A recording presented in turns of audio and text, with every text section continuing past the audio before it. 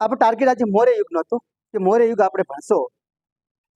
Police, PSI, GPSC, STI, UPSC બધા જ પરીક્ષામાં સિલેબસમાં આનો ટોપિકનો સમાવેશ કરેલો છે. ચોપડી વાંચો તો ઓછી ખબર પડે, પણ આના પર જો સ્ટોરીની માફક આપણે ફોકસ કરીએ તો આખો ઇતિહાસ ફટાફટ તૈયાર થઈ કેમ છે. બરાબર? તો ડાયરેક્ટ મૌર્ય યુગથી ભારતના ઇતિહાસની શરૂઆત થતી છે એવું ના માની શકાય. આપણે એટલું કહી શકીએ કે ભારતના પ્રમાણિત ઇતિહાસની શરૂઆત મૌર્ય યુગથી થાય છે. તેનો મતલબ પ્રમાણિક આપણે ક્યારે કહીએ કે માણસને આ પ્રમાણિક છે? લગભગ તો કહેતા નથી, પણ તો કદાચ જરૂર પડે તો. એટલે કોઈક અપ્રામાણિક હશે ત્યારે આપણે એને કહ્યું પ્રામાણિક હશે. એને અલગ તારવા માટે પ્રામાણિકતાની વ્યાખ્યા આવી કે ના આવી? બધા જીવો છો ને તમે? હૃદય પર હાથ મુકતા જ ક્યારેક લાગતું ને કે તો આપણે એમ કહીએ કે ભારતમાં કોઈ પ્રમાણિત ઇતિહાસની શરૂઆત એટલે જ્યાંથી પ્રમાણ મળે છે એ ઇતિહાસની શરૂઆત અહીંથી થાય છે. પણ વાસ્તવમાં તો એમના પહેલાય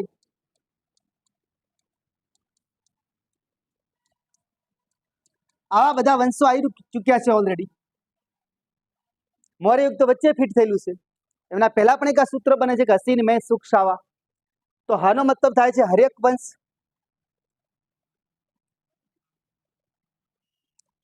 હાનો મતલબ થાય છે હરેક વંશ. સાનો મતલબ થાય છે શિશુનાગ વંશ.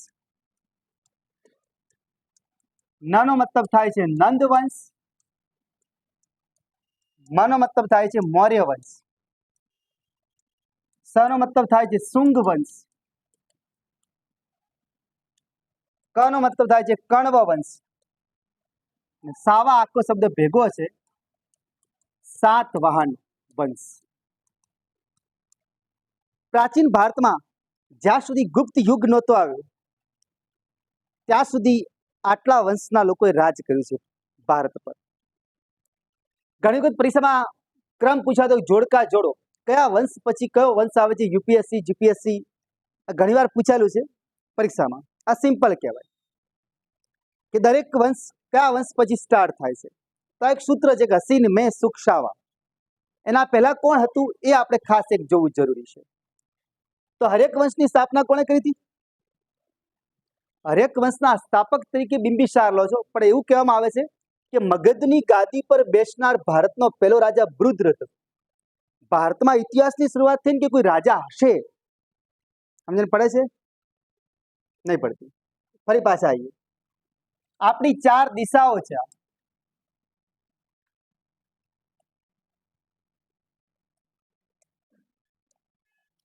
ઉપર હોય ને ઉત્તર કહેવાય. કહેવાય ઉત્તર. નીચે હોય ને આ બાજુ, આ બાજુ પશ્ચિમ. તો પેલા આ માહિતી મળી પછી ત્યાં જઈએ. ઉત્તર ભારત અને દક્ષિણ ભારતને અલગ કરતી રેખા જેને આપણે વિંધ્યાચલની પર્વતમાળા કહો છો. ઉત્તર ભારત અને દક્ષિણ ભારત, મહારાષ્ટ્રનો ઉપરનો જે ભાગ છે, મધ્યપ્રદેશ મહારાષ્ટ્ર બોર્ડર પર, આને વિંધ્યાચલની પર્વતમાળા છે. વિંધ્યાચલ પેલા પહાડી વિસ્તાર હતો અને ઉત્તરનું જ મહત્વ હંમેશા સૌથી વધારે રહ્યું છે. આપણો શરીર છે, આપણો ભાગ ઉપર કહેવાય ને ઉત્તર કહેવાય, ઉપરનો ભાગ. નીચેનો ભાગ દક્ષિણ કહેવાય. તો મસ્તક ક્યાં છે? ઉપર છે. હેલ્મેટ ક્યાં પહેરો આપણે? માથાનું રક્ષણ કરવાની જરૂર, પગની રક્ષણમાં જરૂર પડે ખરા? ભાગી જાતમાં તૈયાર થાય પાકો પાટો વધ્યા પછી. એટલે કે ઇતિહાસમાં એવી ગણના થાય છે કે ઉત્તર ભારતમાં જે શાસક શાસન કરે છે ને, જે રાજા રાજ કરે છે, એને વિરાટ તરીકે ઓળખવામાં આવે. વિરાટ. આપણી બાજુ પશ્ચિમમાં ગુજરાતમાં સૌરાષ્ટ્ર આવેલો છે. તો અહીંનો જે શાસક હોય ને પશ્ચિમને સ્વરાટ કહેવાય. ઘણીવાર પ્રશ્ન પૂછાયેલા છે. આ સ્વરાટ કહેવાય. દક્ષિણમાં જે રાજા રાજ કરતો હોય એને ભોજ કહેવાય. દક્ષિણનો જે રાજા હોય એને ભોજ કહેવાય. અને પૂર્વમાં જે રાજ કરે છે ને એને જ સમ્રાટ કહેવાય. તો હવે વચ્ચેનો રાઉન્ડ બાકી રહી ગયો. મધ્યમાં જે રાજ કરતો હોય ને એને જ રાજા કહેવાય. જે મધ્યમાં રાજ કરતો હોય ને એને રાજા કહેવાય. એટલે પરીક્ષામાં જોડકા જોડોમાં પૂછાય, પૂર્વમાં કોણ, ઉત્તરમાં કોણ, દક્ષિણમાં કોણ, તો એક આપણી દિશા બનવી જોઈએ કે ભાઈ આના આધારે નક્કી થઈ શકે.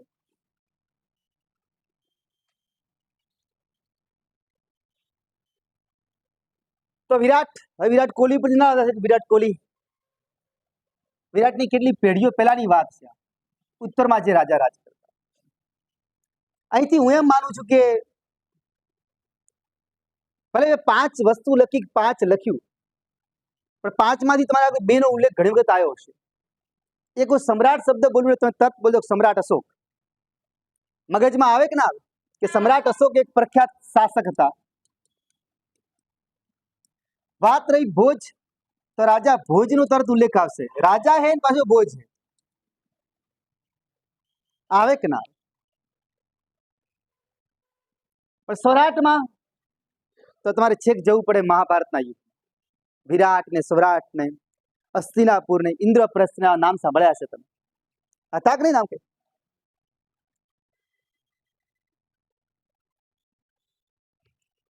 પેલો ઊંધો મૂકી દે, લોકો જોઈ જ ના શકે. ઊંધો કરી દો, બધાની નજર આ બોર્ડ ત્યાં વધારે. તો વિરાટ, સ્વરાટ, ભોજ, સમ્રાટ અને રાજા. ઉત્તર ભારત અને દક્ષિણ ભારતને અલગ કરતી રેખા વિંધ્યાચલની પર્વતમાં. અહીં પહાડી વિસ્તાર હતું, ઉપર ખૂબ શાસકો શાસન કરી કે નીચેની કોઈ તપાસ કરતો નહોતો. અને આપણે લગભગ ઘણું સુધી ભણ્યા છે ત્યાં એવું જાણો છે કે મોસ્ટલી ઉત્તર ભારતના શાસકોનું જ નામ વધારે આવે છે. દક્ષિણા પથના સ્વામી, કોણ દક્ષિણમાં પહોંચે, કોણ જઈને કોને હરાવે, આ બધું થઈ શકે. એક ગ્રાફ આપણે આ દોર્યો છે, ધ્યાન કરજો. હવે એક ગ્રાફ આપણે એવો દોરો છો કે જો તમે ભારતનો નકશો દોરો, અડધો જ દોર્યો છે, તો આપણે જાણો છો પેલા હસ્તિનાપુર કોને કહેવાતું? દિલ્હીનું એક નામ હસ્તિનાપુર પણ હતું. પછી એનું નામ ઇન્દ્રપ્રસ્થ પડ્યું, કારણ કે જ્યાં ઇન્દ્રએ શાસન કર્યું હોય. ઇન્દ્રપ્રસ્થ. હવે આપણે એવું બોલ્યા કે ભારતમાં કોઈ વ્યક્તિ પેલા મગધની ગાદી ઉપર બેઠો હોય, મગજ નહીં, મગધ બોલ્યું, મગધ. આપણે મોરે તરફ જવું છે, તો મગધની ગાદી ઉપર બેસનાર પહેલો વ્યક્તિ વૃદ્ધરથ નો ઉલ્લેખ મળે છે કે આ ભારતનો પહેલો શાસક હોઈ શકે. મહાભારત રામાયણ કાળની વાત નથી, જ્યાંથી ઇતિહાસના પુરાવા મળે છે ત્યારની વાત છે. એટલે ત્યારે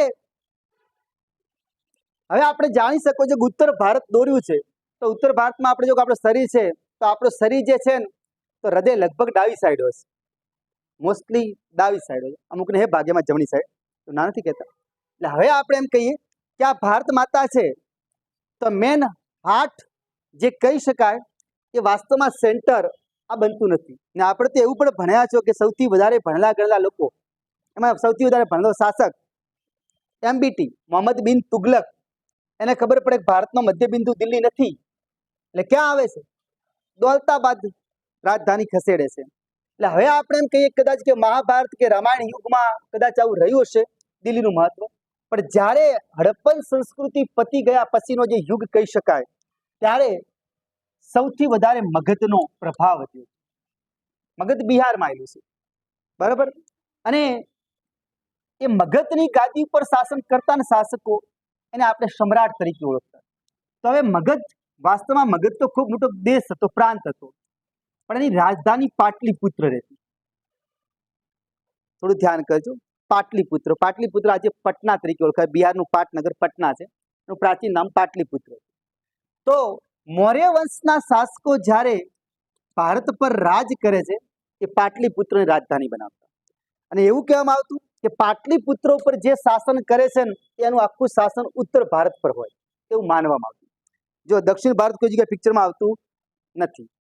પણ પહેલો સમ્રાટ, પહેલો શાસક ચંદ્રગુપ્ત મૌર્ય એક એવો રાજા હતો કે જેને ઠીક એમ કહેવાય છે કે આ બાજુથી સ્ટાર્ટ કરીને અફઘાનિસ્તાનથી 83 લીટી મારો તો બંગાળની ખાડી સુધી, ઉત્તરમાં રશિયાની વોલ્ગા નદી કહેવાય, વોલ્ગાથી દક્ષિણ સુધી ભારતના સીમાડા પહોંચ્યા હતા. પ્રાચીન ભારતમાં સૌથી વધારે સામ્રાજ્યનો વિસ્તાર જો કોઈએ કર્યો તો પહેલો રાજા ચંદ્રગુપ્ત મૌર્ય હતો. અને એણે ભારતને એક સૂત્રથી બાંધવાની કોશિશ કરી હતી. એવો યુપીએસસીમાં પ્રશ્ન પૂછાયો હતો કે કે તમે ટિપ્પણી કરો. ચંદ્રગુપ્ત મૌર્ય ભારતના સામ્રાજ્યને એક સૂત્રમાં બાંધવાની કોશિશ કરે છે. ટિપ્પણી કરો કે તુલના કરો એવું બતાવવામાં આવે છે. તો આ મેન્સ પરીક્ષાનો પ્રશ્ન છે, એની સાથે આપણે સરખાવ્યું તો કે પાટલીપુત્ર પર આ લોકોએ રાજ કર્યું. તો આપણે હમણાં એક સૂત્ર લખ્યું કે હસીન મેં સુખ શાવા. મૌર્ય યુગ પછી કયો વંશ આવ્યો હતો? શુંગ વંશ. તો શુંગ વંશના લોકો થોડાક આ બાજુ ખસી ગયા. મધ્યપ્રદેશનો એક પ્રાંત હતો જેની રાજધાની હતી વિદિશા.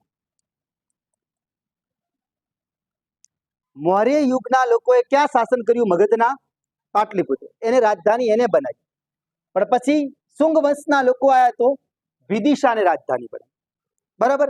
પછી આપણે કહો છો ગુપ્ત યુગ આવે છે, તો ગુપ્ત યુગના લોકો બી સમુદ્રગુપ્ત છે, ચંદ્રગુપ્ત દ્વિતીય છે, મહાન સમ્રાટો હતા. તો ગુપ્ત યુગના લોકોએ પણ પોતાની રાજધાની પાટલીપુત્રને બનાવી. પાટલીપુત્ર. ગુપ્ત વંશના પતન પછી ભારતમાં હર્ષવર્ધન આવે છે. હર્ષવર્ધન પોતાનું શાસન થોડુંક ઉત્તર તરફ ખસેડે છે, જેને આપણે કનોજ કહો છો.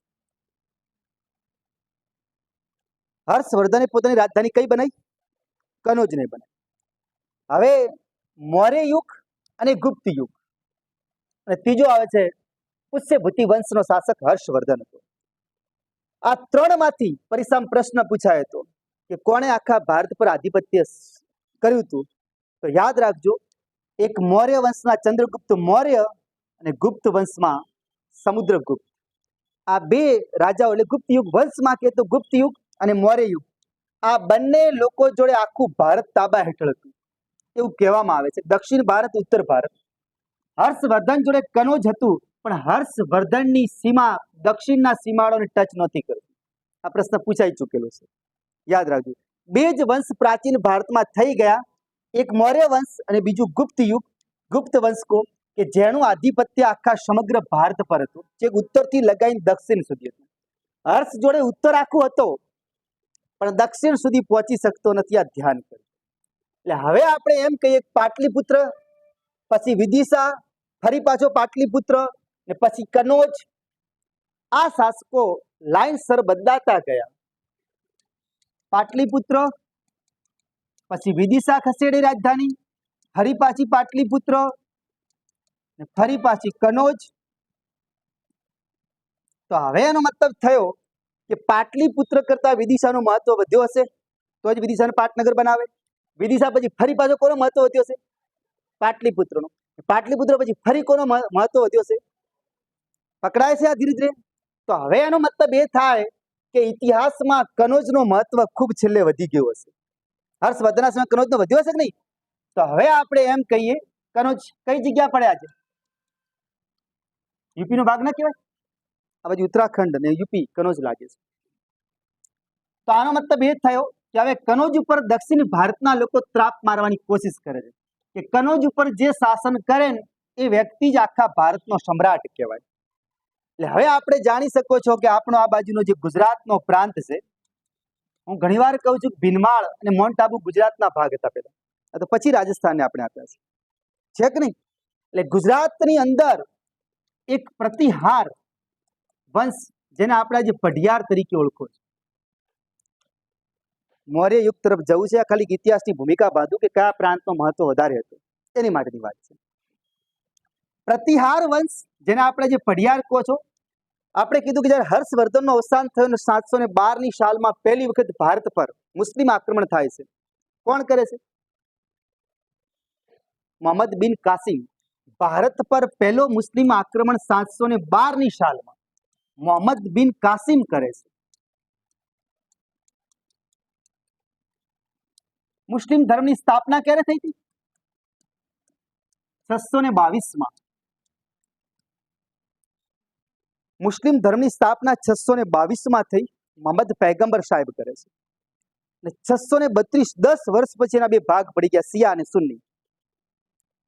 મુસ્લિમ ધર્મની સ્થાપના 622માં અને બે ભાગ પડી ગયા 32માં, શિયા અને સુન્ની.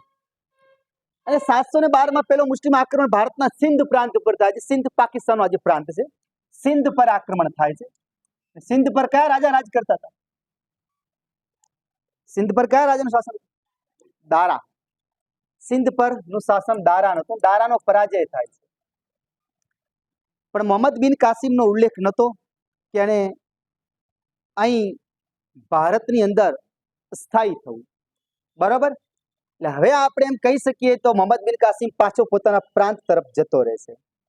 તો એનો અર્થ થયો કે આપણે જાણો છો માઉન્ટ આબુમાં જે બેઠા છે અર્બુદા માતા, ત્યાં વશિષ્ઠ મુનિ એક યજ્ઞ કરે છે ચૈત્ર સુદ એકમથી 9 સુધી, અને એમ કે છે કે ભારતના સીમાડાઓની રક્ષા કરીએ કે એવા મને સુરવીરો આપો.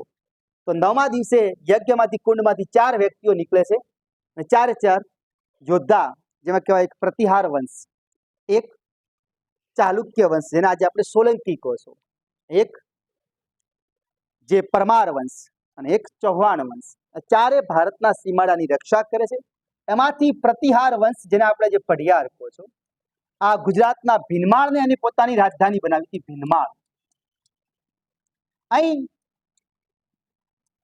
રાષ્ટ્રકૂટ કર્ણાટક મહારાષ્ટ્રની બોર્ડર ઉપર એક માન્યખેત નામનું વિસ્તાર હતું, માન્યખેત, એને રાજધાની બનાવી રાષ્ટ્રકૂટોએ. અને બંગાળની અંદર શાસન કરતા હતા પાલ લોકો, પાલ વંશ, જેમની પાટનગર બનાવ્યું હતું મુંગેર. સમજવા જેવી વસ્તુ છે, કારણ કે હમણાં જ એક પરીક્ષામાં પ્રશ્ન પૂછાયો, ત્રિપક્ષીય સંઘર્ષ કયા સ્થળ માટે થયો હતો? તો આ વસ્તુ વિચાર. કનોજનો મહત્વ વધતો ગયો એટલે આ 3 વંશોની નજર કનોજ ઉપર પડી. પણ આપણે હમણાં જ પહેલા સ્ટાર્ટિંગમાં સમજાવ્યું કે દક્ષિણ ભારત અને ઉત્તર ભારતને અલગ કરવાની રેખા વિંધ્યાચલ પર્વતમાં. પર્વત પહાડી વિસ્તાર ખૂબ હતો. આ બાજુથી આ બાજુ જવું, અત્યારે તો ડોન છે, વિમાન છે, રેલગાડી છે, ગાડીઓ છે. પહેલા તો ઘોડા ઉપર જવું પડતું, વચ્ચે નદીઓ પણ આવતી, પહાડી વિસ્તાર હતો, ખૂબ કાઠું પડતું. એટલે કનોજનો મહત્વ વધતો ગયો તો સૌથી પહેલા પાલ લોકોને, કારણ કે બંગાળથી બિહારનું અંતર ઓછો પડે, તો આ લોકોએ તરત આક્રમણ કર્યું. પાલ લોકોએ પાલે કવર કર્યું. તો પ્રતિહારોને ખબર પડી કે આપણે થોડીક પ્રગતિ કરવી જોઈએ, તો આ લોકો પાલને હરાવીને કનોજ પ્રાપ્ત કરે છે. 785 થી ત્રિપક્ષીય સંઘર્ષની શરૂઆત થઈ કનોજને મેળવવા માટે, ઈસવીસન 785 થી. પાલે પહેલા કર્યું કનોજ પર સ્વીકાર, પછી પ્રતિહારે પાલને હરાયા. તો પછી રાષ્ટ્રકૂટોને થયું કે આ લોકોને આપણે હરાવવા જોઈએ. તો રાષ્ટ્રકૂટો છે કે અહીંથી કુદીને પેલી બાજુ કનોજને પ્રાપ્ત કરે છે. કોને હરાવે? રહ્યું યાદ?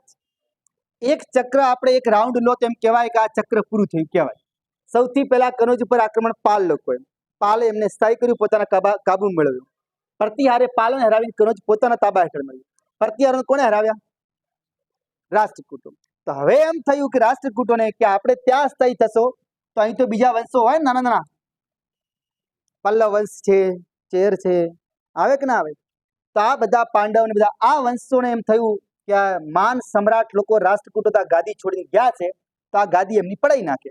એટલે પેલા લોકોને ખબર પડી કે આપણે તો ખોટા આવ્યા, આપણું ઘર કોક બીજા બે ગયા, આપણું ઘર કોકે લૂંટી લીધું. એટલે પાછા અહીંયા આવે છે. તો વળી ખાલી થયું પેલું કનોજ, તો પાલ વળી પછી જાય. પ્રતિહારોને ખબર પડી કે રાષ્ટ્રકૂટો પાછા જતા રહે, તો પાલે કાબુ મેળવે છે, તો પાલોને પાછા હરાવે છે. રાષ્ટ્રકૂટોને વળી ખબર પડી કે પ્રતિહાર જીતી બેઠા છે, તો વળી પાછા જાય. કેટલા રાઉન્ડ પૂરા થયા? 2 ચક્ર પૂરા થયા. હવે જોજો, ધ્યાન કરજો. એટલે હવે ત્રીજા રાઉન્ડમાં એમ થયું કે રાષ્ટ્રકૂટો પાછા અહીં આવી ગયા, તો પાલ લોકોએ આક્રમણ કર્યું. પ્રતિહારે ફરી આક્રમણ કર્યું ને પ્રતિહારે મળ્યું. તો રાષ્ટ્રકૂટ એન્ટ્રીમાં નથી આવતા કે આપણું ઘર છોડીને જવાય, લડવા દો, બીજું શું થાય? બરાબર. એટલે તો પાલ અને પ્રતિહાર ત્રીજા રાઉન્ડમાં ચાલ્યા. 2 સુધી જ રાઉન્ડ ચાલ્યો. તો પાલ વળી મજબૂત બનીને આક્રમણ કરી પ્રતિહારોને ખસેડે છે. તો પાલ પાછા બેઠા, તો પ્રતિહારો વળી શક્તિશાળી બનીને પાછા આવે. 4 રાઉન્ડમાં 2 રાઉન્ડમાં 3 વંશોએ ભાગ લીધો. ત્રીજા અને ચોથામાં ખાલી પાલ અને પ્રતિહાર ભાગ લે છે. 5મામાં રાષ્ટ્રકૂટોએ નીતિ અપનાવી, કારણ કે આમનો તો સામનો પાલ સાથે થતો જ નતો. કોની સાથે થતો હતો? વારંવાર પ્રતિહારો સાથે. તો પ્રતિહારોને ખસેડવા માટે રાષ્ટ્રકૂટોએ નક્કી કર્યું કે આખું લશ્કર લઈને જવું, થોડુંક અહીં રાખવું. સમ્રાટ સાથે અમુક પ્રધાન સેનાપતિઓ જશે, આપણે ખાલી કનોજને આપણા તાબા હેઠળ કરી પ્રતિહારોને હરાવી અને એમને ખંડિયા રાજાને ટેક્સ ઉઘરાવનાર કરી દેશો કે કનોજ ઉપર જેને બેસવું બેસો, પણ તમારે એમને કર આપવો પડશે. રાષ્ટ્રકૂટો જીતીને પાછા આવી ગયા. કયા રાઉન્ડમાં? 5મા રાઉન્ડ. એટલે પાછા આવી ગયા.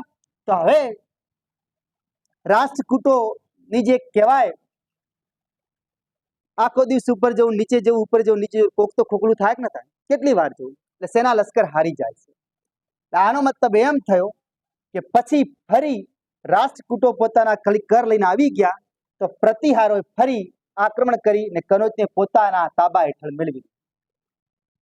રાષ્ટ્રકૂટોને ફરી ખબર પડી કે પેલા કર આપતા મોટો લશ્કર લઈને ફરી જાય છે, પ્રતિહારને હરાવે છે. રાષ્ટ્રકૂટો પાછા આવે છે. હવે કોણ ભાગ નહીં લેતું?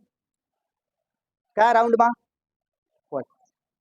છઠ્ઠા રાઉન્ડમાં છેલ્લે રાષ્ટ્રકૂટોની સત્તા નબળી પડી. જે સૈનિકો લઈને જતા હતા, આ તો મોહમ્મદ બિન તુગલકની જેમ થયું કે આખો દિવસ ઉપર નીચે મરી જશો.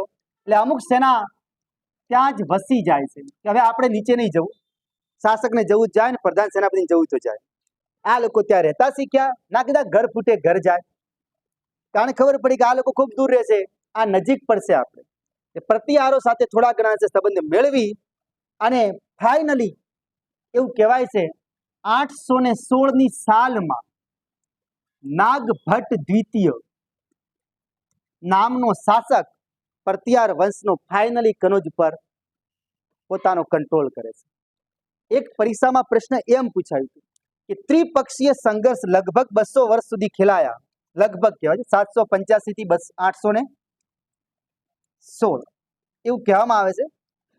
પણ આ થોડુંક અજુગતું લાગે છે, કારણ કે મોટા સમય સુધી ખેલાયા, 200 વર્ષ ચાલ્યા હતા. પણ આ તો મેન શાસકો જયારે ભાગમાં આવ્યા ત્યારે માયન આક્રમણ 785 ચાલતું, આમ ચાલ્યા હતા 200 વર્ષ સુધી. તો 816માં છેલ્લે નાગભટ્ટ દ્વિતીય કનોજને પોતાના તાબા હેઠળ મેળવ્યું. પરીક્ષામાં પ્રશ્ન એમ પૂછાયું કે ત્રિપક્ષીય સંઘર્ષમાં કયા વંશની એક પણ વખત હાર નહોતી થઈ? તો કોની? અને પરીક્ષામાં પ્રશ્ન છેલ્લો ફાઇનલી નિર્ણય જે હતો કનોજ કોના તાબા હેઠળ ગયું? તો આ 2 પોઈન્ટ યાદ રાખજો, પરીક્ષામાં પૂછાઈ ચૂક્યા છે. એટલે હવે આપણે એમ કહીએ કે કનોજનો મહત્વ આટલો ક્યારે વધ્યો છે? જ્યારે મગધ ગયું હશે ત્યારે, નહીતર વધી ના શકે. રવિ યાદ કે લખાવું? તો લખી દો ત્રિપક્ષીય સંઘર્ષમાં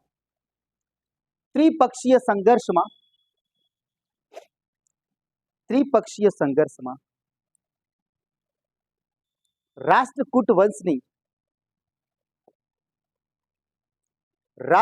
વંશની એક પણ વખત પરાજય થઈ નહીં. રાષ્ટ્રકૂટ વંશની એક પણ વખત પરાજય થઈ નહીં.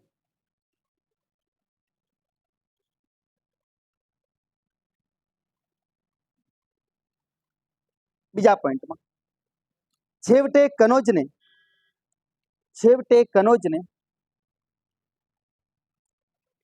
પ્રતિહાર વંશના શાસક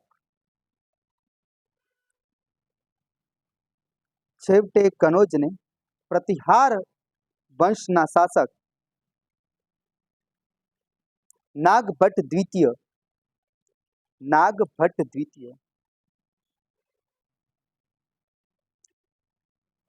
પોતાના તાબા હેઠળ મેળવે છે.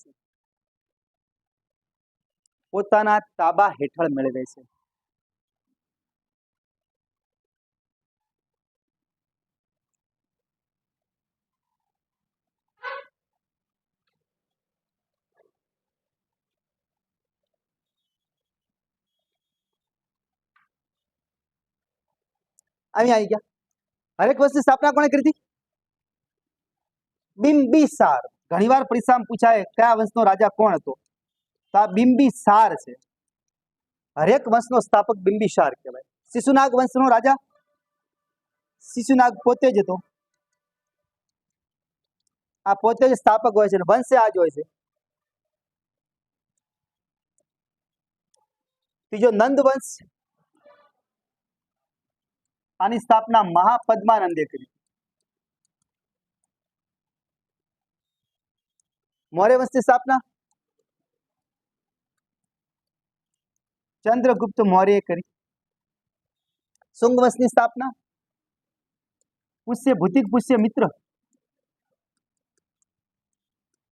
પુષ્યમિત્ર શુંગ. કણ્વ વંશની વાસુદેવે સ્થાપના કરી. સાતવાહન વંશની સ્થાપના સિમુક કરે છે. આ દરેક વંશના સ્થાપક બની ગયા. કે કયા વંશની સ્થાપના કોણે કરી હતી? આ અનેક વાર પૂછાઈ ચૂક્યું પરીક્ષામાં, તો આ ખાસ યાદ રાખ.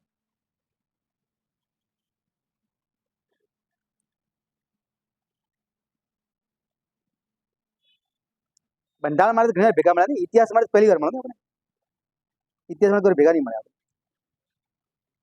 તો ઇતિહાસ રચાવું જોઈએ પાછું કે આવડું જોઈએ? સાતવાહન વંશની સ્થાપના સિમુકે કરી હતી, ચલો એટલું યાદ રાખજો.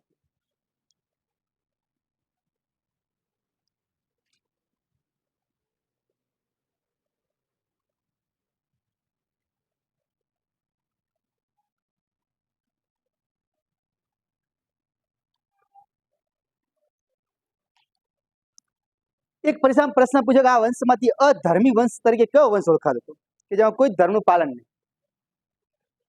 નંદ વંશ. લખી દો, પરીક્ષામાં પૂછાઈ ચૂક્યો છે કે આ વંશોમાંથી નંદ વંશને અધર્મી વંશ કહેવાતું હતું, તેમાં કોઈ ધર્મનું પાલન નહોતું થતું, એવું કહેવાય છે.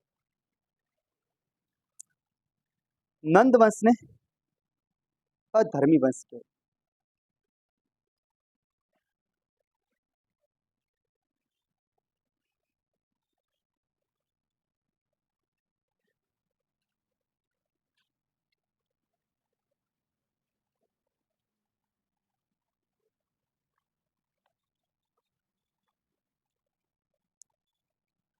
હવે કયા પાછળનું કારણ એમ બન્યું હતું કે કાલા શોક જે હતો, શિશુનાગ વંશ જેનાથી આગળ હતો, કાલા શોક રાજા હોય છે અને એ સમયે એની પત્ની એના સેનાપતિ મહાપદ્મનંદ જે કહેવાય એના પ્રેમમાં પડે છે. કાલા શોકને તે સમયે 10 સંતાનો હતા. એ જ રાણી હતી અને એ જ રાણી જો કોઈના પ્રેમમાં પડે તો કેવું લાગે? ખરાબ લાગે. એટલે હજુ ત્યાં તો કોઈ વધો નતો, પણ આપણે નહીં કહેતા કે બેની વચ્ચે કોઈ ત્રીજો ફાવે, ને ત્રીજો કદાચ વેર બનતો તેનો કાંટો કાઢી દેવો પડે, એવા કિસ્સા આપણે ઘણી વખત જાણો છો. તો કાલા શોકનું અવસાન થતા મા પદ્માનંદ પરાક્રમી બને છે, એવું કહે છે કે હવે વંશ આનો ના ચાલવો જોઈએ, એટલે એના 10 સંતાનની હત્યા કરે છે અને કાલા શોકની પત્નીને પોતાની રાણી બનાવી અને પોતે ગાદી પર બેસવાની કોશિશ કરે છે.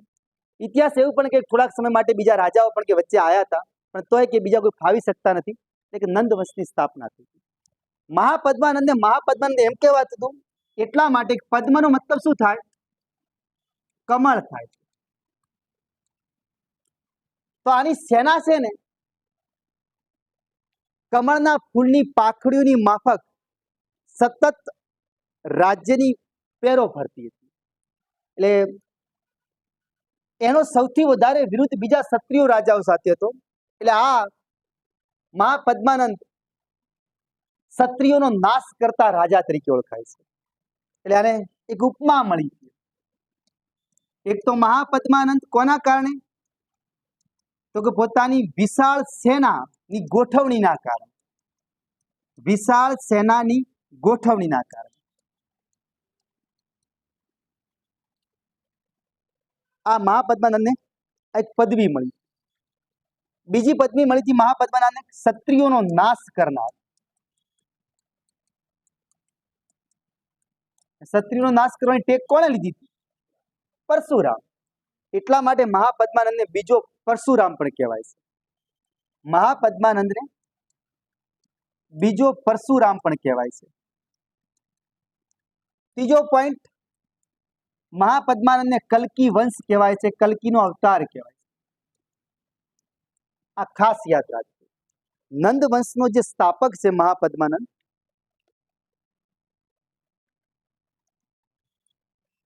જીપીએસસી ક્લાસ 1 ક્લાસ 2 માં પૂછાયું હતું કે નંદ વંશના શાસકોમાં ધનાનંદ સૌથી પરાક્રમી શાસક હતો. કેટલા વિધાનો સાચા એમાં લખેલું. તો નંદ વંશમાં સૌથી પરાક્રમી શાસક કોણ આવે? મહાપદ્માનંદ આવે. યાદ રાખજો, લખવું તો લખી દેજો. ધનાનંદ ના આવે, ધનાનંદ તો માઇક આંગલો. નંદ વંશનો સૌથી પરાક્રમી શાસક મહાપદ્માનંદ કહેવાય.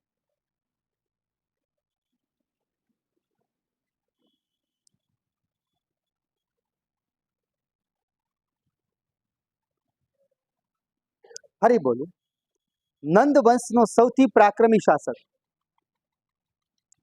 નંદ વંશનો સૌથી પરાક્રમી શાસક મહાપદ્માનંદ હતો. એટલે તેને બીજો પરશુરામ કહેવાય. વિશાળ સેનાની ગોઠવણી કરી હતી, કમળની માફક સેનાની ગોઠવણી કરી હતી, એટલે એને મહાપદ્માનંદ કહેવાય. રેડી? હા, સામ્રાજ્ય નિર્માતા પણ એને કહેવાય છે. તેને ભારતમાં પહેલી વખત સૌથી પહેલું એમ કહેવાય છે કે મગધને તાબા હેઠળ આખું લાવ્યું હોય, કલિંગને લાવ્યું હોય, તો કલિંગને સૌથી પહેલો જીતનાર શાસક આ હતો, મહાપદ્માનંદ. લખવું તો લખી શકો છો. ના જીતેલો રહ્યો ને ત્યાંથી ચંદ્રગુપ્ત એના પર રાજ કરતો હતો. મહાન સામ્રાજ્ય નિર્માતા પણ એને જ કહેવાય છે. શું લખવાનું? મહાન સામ્રાજ્ય નિર્માતા. મહાન સામ્રાજ્ય નિર્માતા પણ મહાપદ્માનંદને કહેવાય. જેને આપણે જે ઓરિસ્સા તરીકે ઓળખો છો, કલિંગ, કલિંગ પર સૌથી પહેલો વિજય કરનાર વ્યક્તિ આ હતો. કલિંગ પર સૌથી પહેલો વિજય પ્રાપ્ત કરનાર મહાપદ્માનંદ. પછી કોણ કરી બતાવે છે? સમ્રાટ અશોક કરી બતાવે છે. લખી દો બંને પોઈન્ટ. કલિંગ પર સૌથી પહેલો વિજય મહાપદ્માનંદ કરે છે. કલિંગ પર સૌ પ્રથમ વિજય પ્રાપ્ત મહાપદ્માનંદ કરે છે.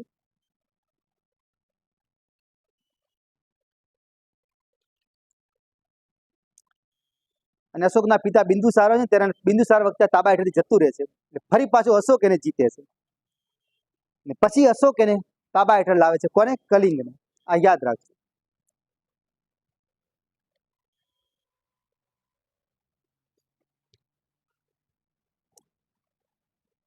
તો હવે ચોપડાને પેન મૂકી દો. આપણે વાત કરી હસીન મેં સુખ સાવા, હસી ન. તો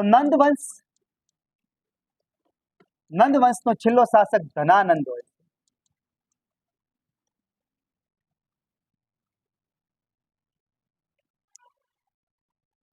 વિશાખ દત્તે એક પુસ્તક લખી હતી, મુદ્ર રાક્ષસમ. સાંભળ્યું છે તમે? સાંભળ્યું હોય?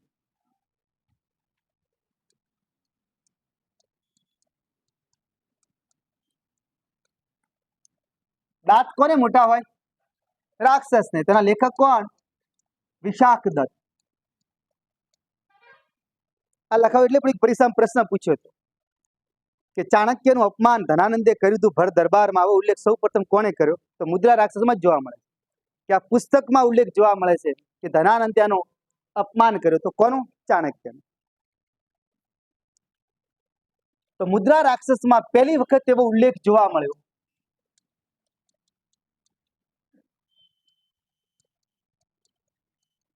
ચાણક્યનો ભર દરબારમાં અપમાન કોણ કરે છે? તો નંદ વંશનો શાસક ધનાનંદ કરે છે.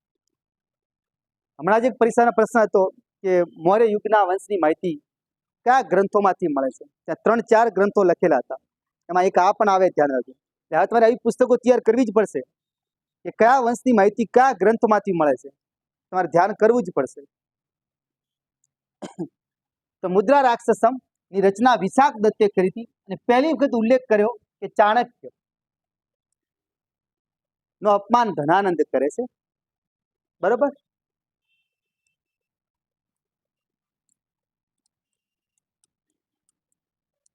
ચાણક્ય 375 BC થી 283 BC સુધી માર્કેટમાં રહે છે, એવું કહેવાય છે.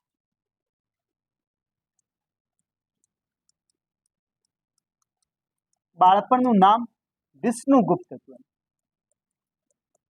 આપણે વિષ્ણુ હે ભાઈ, ધ્યાન રાખજો. બધા મોટો ચાણક્ય જ બને.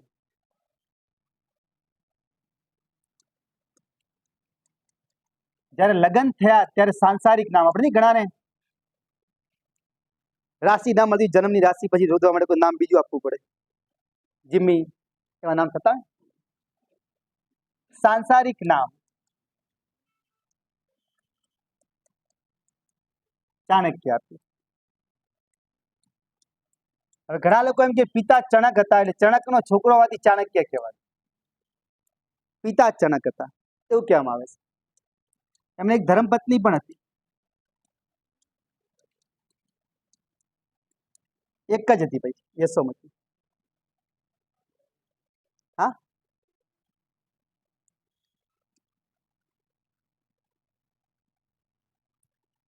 પરીક્ષામાં વાક્ય પૂછાયું હતું કે આવું વાક્ય કોણ બોલે છે? પૃથ્વી વિદેશીઓથી ત્રસ્ત છે, આ ચાણક્ય બોલે છે. પૃથ્વી વિદેશીઓથી ત્રસ્ત છે, તે હવે રક્ષણ અને આશ્રય માંગે છે.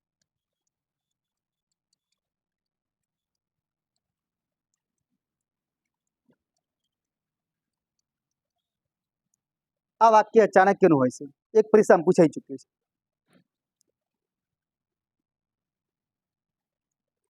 તક્ષશિલાનો વિદ્યાર્થી હોય છે અને તક્ષશિલાનો જ ગુરુ હોય છે, શિક્ષક હોય છે. તક્ષશિલામાં ભણ્યો છે.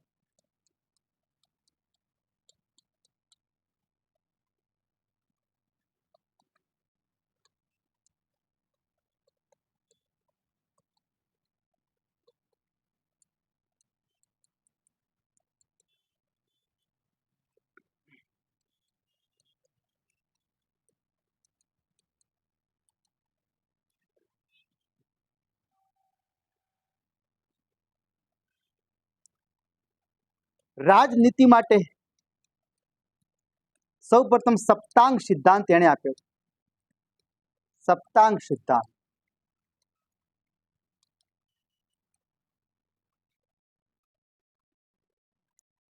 સપ્તાંગ સિદ્ધાંત ચાણક્ય આપે છે. હા, વિદેશી બીજા દેશોનો વાત, ભારત આખું વાક્ય એમને લખ્યું છે. પૃથ્વી એટલે આ લોકો ભારતને પૃથ્વી કહેતા. ચાણક્ય ભારતને પૃથ્વી સાથે સરખાવે કે દુનિયામાં બીજો કોઈ દેશ છે જ નહીં, પૃથ્વી એટલે ભારત જ છે. પૃથ્વી વિદેશીઓથી ત્રસ્ત છે, તે હવે રક્ષણ અને આશ્રય માંગે છે. એ કદાચ બીજા ગ્રહ પરથી આવેલા હશે. પછી એક રહી ગયું, ચાણક્ય એક પુસ્તક લખી હતી જેનું નામ હતું અર્થશાસ્ત્ર. કઈ ભાષામાં લખ્યું હતું?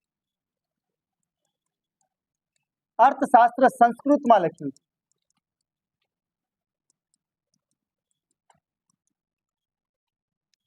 અર્થશાસ્ત્ર સંસ્કૃતમાં લખ્યું હતું. 15 ભાગ અને 180 પ્રકરણ છે, યાદ રાખજો. અર્થશાસ્ત્ર 15 ભાગોમાં વિભાજિત છે, 15 ખંડોમાં વિભાજિત છે. અર્થશાસ્ત્રની પુસ્તક લખી 15 ભાગોમાં વિભાજિત છે.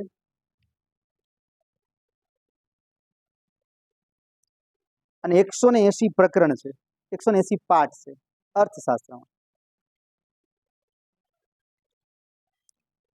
એક સપ્તાંગ સિદ્ધાંત આવે છે અને એક સપ્તભંગી સિદ્ધાંત આવે છે, બે ફરક છે. કૌટિલ્યબેન કહેવાય છે, કૌટિલ્યનું ગોત્ર હતું. ચાણક્યનું એક નામ કૌટિલ્ય પણ હતું.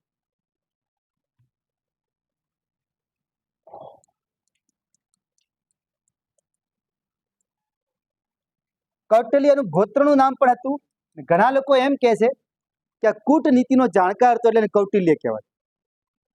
કૂટનીતિનો જાણકાર હતો. ઘણી તો લોકો આવી જ ન શકે. અમિત શાહ, ભાજપના અમિત શાહ કહેવાય, ચાણક્ય કહેવાય. ખબર? ભાજપના ચાણક્ય અમિત શાહ કહેવાય. કોઈ હે જ નહીં એવું.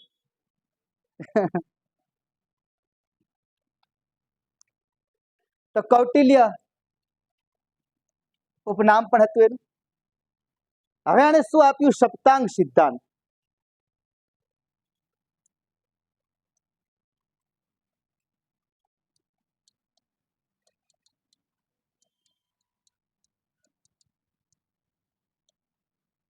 રાજનીતિ જાળવી છે.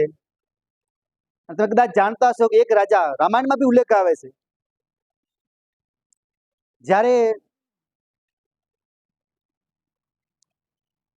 દશરથ રાજા અને જનક રાજાનું મિલન થાય છે પહેલી વખત, ત્યારે એકબીજાને સપ્તાંગ સિદ્ધાંત પૂછે છે. એનો મતલબ કે 7 રાજનીતિના જે 7 મોભાદાર પદ હોય છે એમના કુશળક્ષેમ પૂછે છે. એ કુશળક્ષેમ કેવું છે?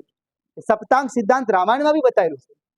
તો ચોખવટ ચાણક્ય પાડી કે આપણે આ માણસને દોરો છો, સમજી લેવાનું થોડી વાર માટે.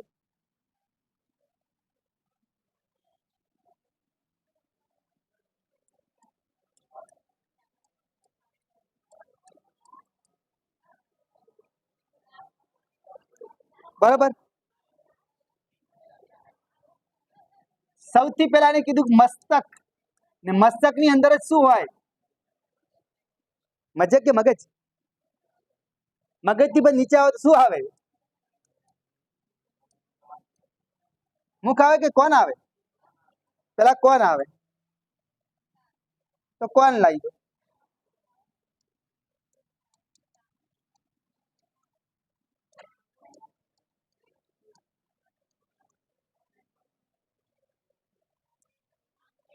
આંખ રહી ગઈ મગજ ની. કાન કરતા પેલા આંખ આવી જાય ને પછી કાન આવે.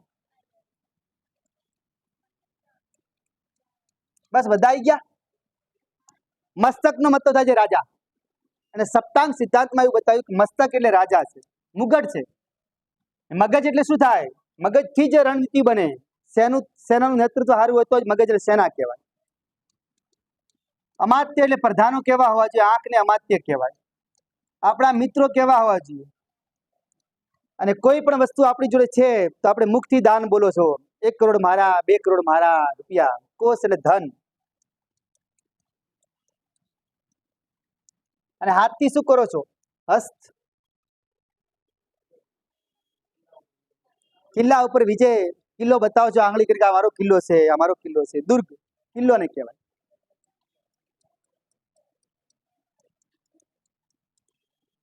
જાંગ એટલે જનપદ થાય, રાજ્ય વિસ્તાર થાય. તેમણે આ તુલના કરી બતાવી. સપ્તાંગ સિદ્ધાંત કોણે આપ્યો? તો સપ્તાંગ સિદ્ધાંત ચાણક્ય આપે તો કે કોઈ પણ રાજ્ય કુશળ છે કે નહીં, રાજ્યની પ્રગતિ આ 7 સિદ્ધાંતો ઉપર આધારિત છે. રાજા સારો હોવો જોઈએ, સેના સારી હોવી જોઈએ, પ્રધાનો સારા હોવા જોઈએ, મિત્રો સારા હોવા જોઈએ, ધન પુષ્કળ હોવું જોઈએ, કિલ્લા બાંધેલા હોવા જોઈએ, કિલ્લાથી રક્ષણ થતું હોય, રાજ્ય વિસ્તાર ખૂબ લાંબુ હોવો જોઈએ, તો જ એ રાજાનું રજવાડું કુશળક્ષેમ છે એવું કહી શકાય.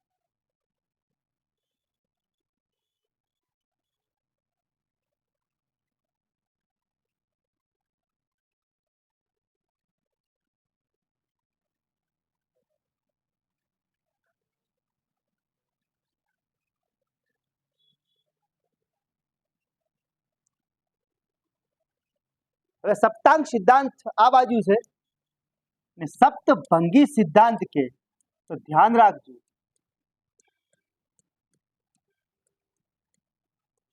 સપ્તભંગી સિદ્ધાંત સ્યાદવાદને કહેવાય. જૈન ધર્મમાં આવે છે સ્યાદવાદ. હું આનો એક અર્થ આની સાથે તુલનામાં જ થાય છે. સપ્તભંગી સિદ્ધાંત કે તો જૈન ધર્મનો એક સિદ્ધાંત છે જેને સ્યાદવાદ કહેવાય.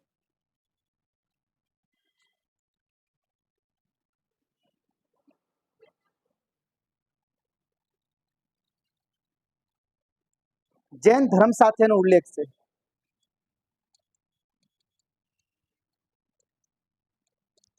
જૈન ધર્મ સાથે ઉલ્લેખ છે.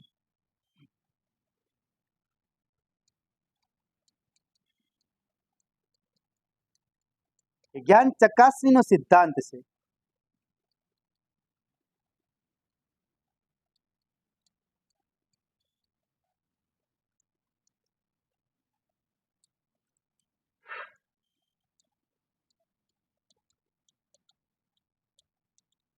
આને જીવન જીવવાનો ઉપદેશ પણ કહેવાય.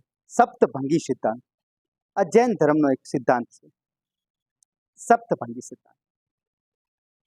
સપ્તાંગ કે તો ચાણક્ય રાજ્ય વિસ્તાર માટે બતાવ્યું.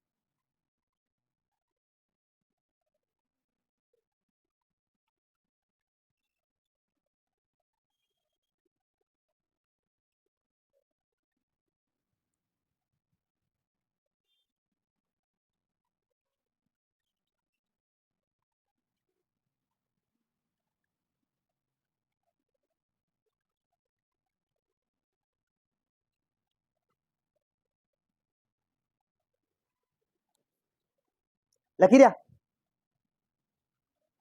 જ્ઞાન ચકાસણીનો સિદ્ધાંત છે સ્યાદવાદ.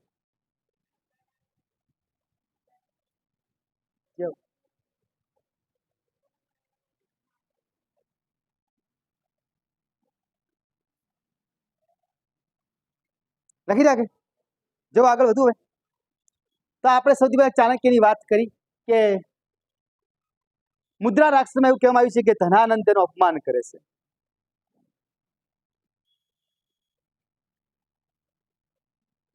આપણે વાત કરી મુદ્રા રાક્ષસ કે નંદ વંશનું શાસન હતું. ધનાનંદ એક સમ્રાટ હોય છે, રાજા હોય છે, પણ માપના રાજા, એટલો ઉલ્લેખ નહીં. પણ એ સમયે ચાણક્ય તક્ષશિલામાં હોય છે. તક્ષશિલામાં દેશ વિદેશથી લોકો ત્યાં આવતા હોય છે ભણવા માટે. એટલે હવે ત્યાં એક એવી વાત ફેલાઈ કે ટૂંક સમયમાં ભારત પર એક મોટું આક્રમણ થશે ને ભારતની સંસ્કૃતિને નાશ કરી દેવામાં આવશે. આ લોકો ભારતની સંપત્તિ લૂંટી લેશે અને ભારતની સંસ્કૃતિ જે છે એ સંસ્કૃતિનો નાશ કરશે. ચાણક્ય આ વાત પોતાના કાને સાંભળે છે. ચાણક્ય નજર કરે છે કે આ તરફ શું થશે એમ. તો હમણાં આપણે લખ્યું કે ચાણક્યનો જન્મ 375 BC-માં થયો હતો અને ચાણક્ય શોધમાં જ ફરતો હતો એટલામાં જ ત્યાં 326ની સાલ તમે જાણી લીધું હશે. 326ની સાલ બીસી, ઈસવીસન પૂર્વે, અને બીસી કહેવાય, બિફોર ક્રાઇસ્ટ.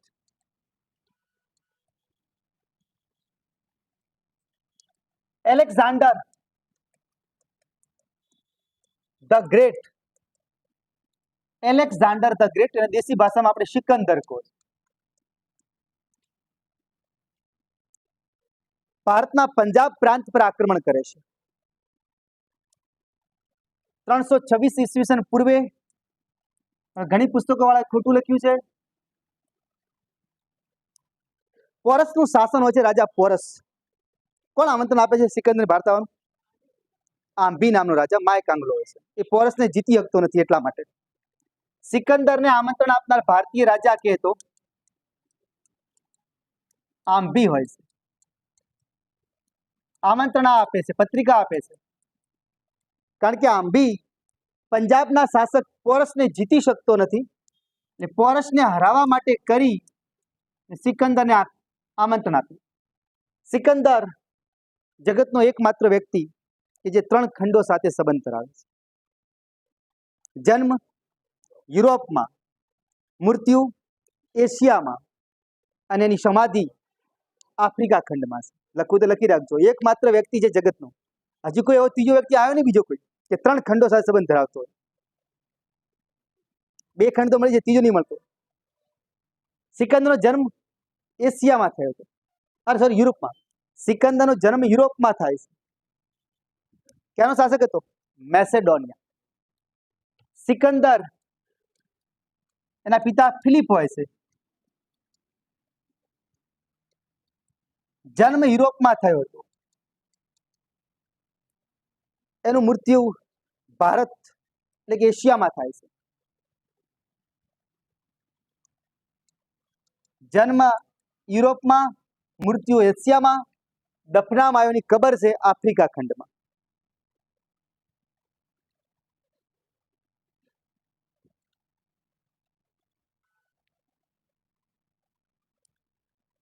એટલે પંજાબના પોરસ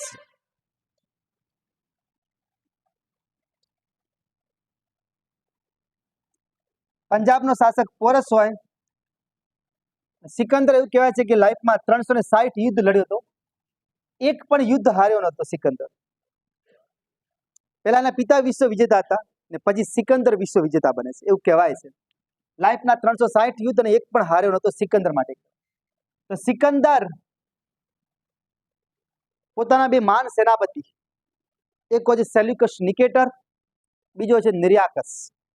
આ બેને લઈ પોરસ પર આક્રમણ કરે છે અને આ યુદ્ધ ઝેલમ નદી પર લડાયું.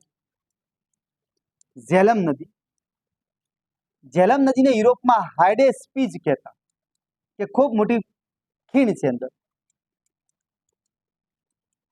તો પરીક્ષામાં પૂછે કે ઝેલમ નદી, અમુક પુસ્તકોમાં આપણે ખોટું છપાયું છે. એ લોકો એમ બતાવે છે કે ઝેલમ નદીનો યુદ્ધ ચંદ્રગુપ્ત મૌર્ય અને સેલ્યુકસ નિકેટર વચ્ચે થયો હતો, પણ ગલત વસ્તુ છે. ખૂબ સંશોધન કર્યું છે. સાચો જવાબ આ જ મળે છે હિન્દીની એનસીઆરટીમાં બી, કે ઝેલમનો યુદ્ધ તો હાઇડેસ્પીઝનો યુદ્ધ તો 2 વચ્ચે જ ખેલાયો હતો. કોની વચ્ચે? પોરસ અને સિકંદર વચ્ચે ખેલાયો હતો, એવું કહેવામાં આવે છે. આ લડાઈમાં પોરસ હારી જાય છે પણ એવું કહેવાય છે કે દિલ જીતી લે છે. યુદ્ધ ભલે હાર્યો તો પોરસ, કારણ કે પોરસની હાઈટ 8 ફૂટની હતી, સિકંદરની હાઈટ 4 ફૂટની જ હતી.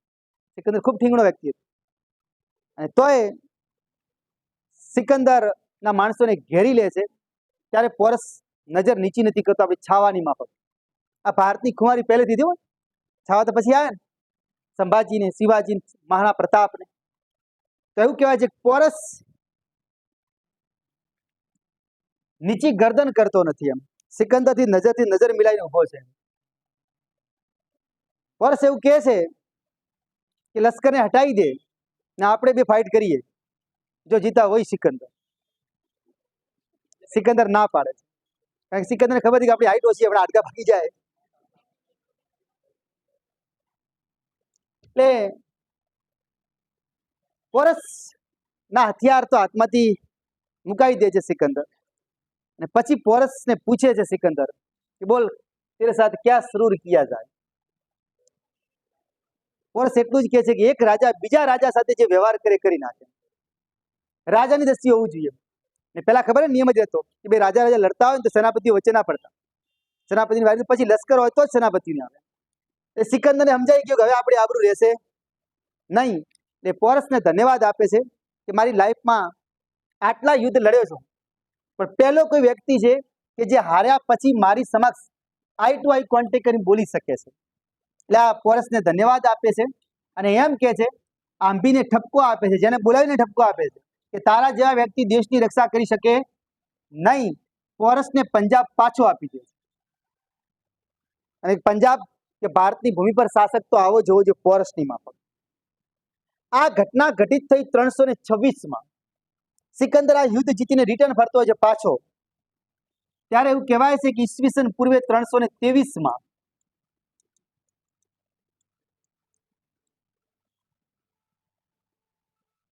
સિકંદરને ગોળો તાવ આવી જાય છે. ઠંડો તાવ ને ગોળો તાવ ને એને ભારતનું હવામાન અનુકૂળ નથી થયું. હિમાલયમાં ઠંડી ખૂબ પુષ્કળ હતી, પેલી બાજુનું ઉત્તર ભારત ઠંડી પુષ્કળ હોય છે. એનું હૃદય થીજી ગયું હતું, એટલે સિકંદરને હવે મરવા ઉપર આવવું પડ્યું હતું. અને સિકંદર પોતાના સાથીઓને કહે છે કે હવે મારા હાથ ખુલ્લા કરી દેજો, મરી જાઉં ત્યારે. તો સિકંદર હાથ ખુલ્લા રાખવાનું કહે છે. સૈનિકો પૂછે કે એનું કારણ, તો કે દુનિયાને એક શીખ મળવી જોઈએ કે સિકંદર આટલા બધા વિજયો પ્રાપ્ત કર્યા પણ હંગાત કંઈ જ લઈને જતો નથી. આ શીખ આપવા માટે કરીને સિકંદર પોતાના હાથ ખુલ્લા રખાવે છે અને દફનાવાનું તો આફ્રિકામાં કહે છે કે મને આફ્રિકામાં જ દફનાવજો. આ બાજુ 323ની સાલ, ને હવે આપણે એમ કહીએ કે મેસેડોનિયા નબળું પડી ગયું સિકંદરના અવસાન પછી. તો જે પ્રધાનો હતા એ અલગ અલગ પ્રાંતો જ્યાં સિકંદરે વિજય પ્રાપ્ત કર્યો હતો એના ઉપર તાબો મેળવવા માટે પોતે સ્વતંત્ર થઈ જાય છે. અને આ જ વાત આવી પંજાબ માટેની કરી. અને આ બાજુ પોરસ જ્યાં સુધી હતો ત્યાં સુધી કોઈ તકલીફ નહોતી, પણ ચાણક્ય શોધવા નીકળે છે ભારતનો એક મહાન સિકંદર જેવો સમ્રાટ હોવો જોઈએ. એ પોતે તપાસ કરે છે કે ભારતમાં કોણ રાજ કરે છે. તને ખબર પડી કે નંદ વંશનું શાસન ચાલે છે મગધ ઉપર, અને મગધની ગાદી પર ધનાનંદ બેઠા છે.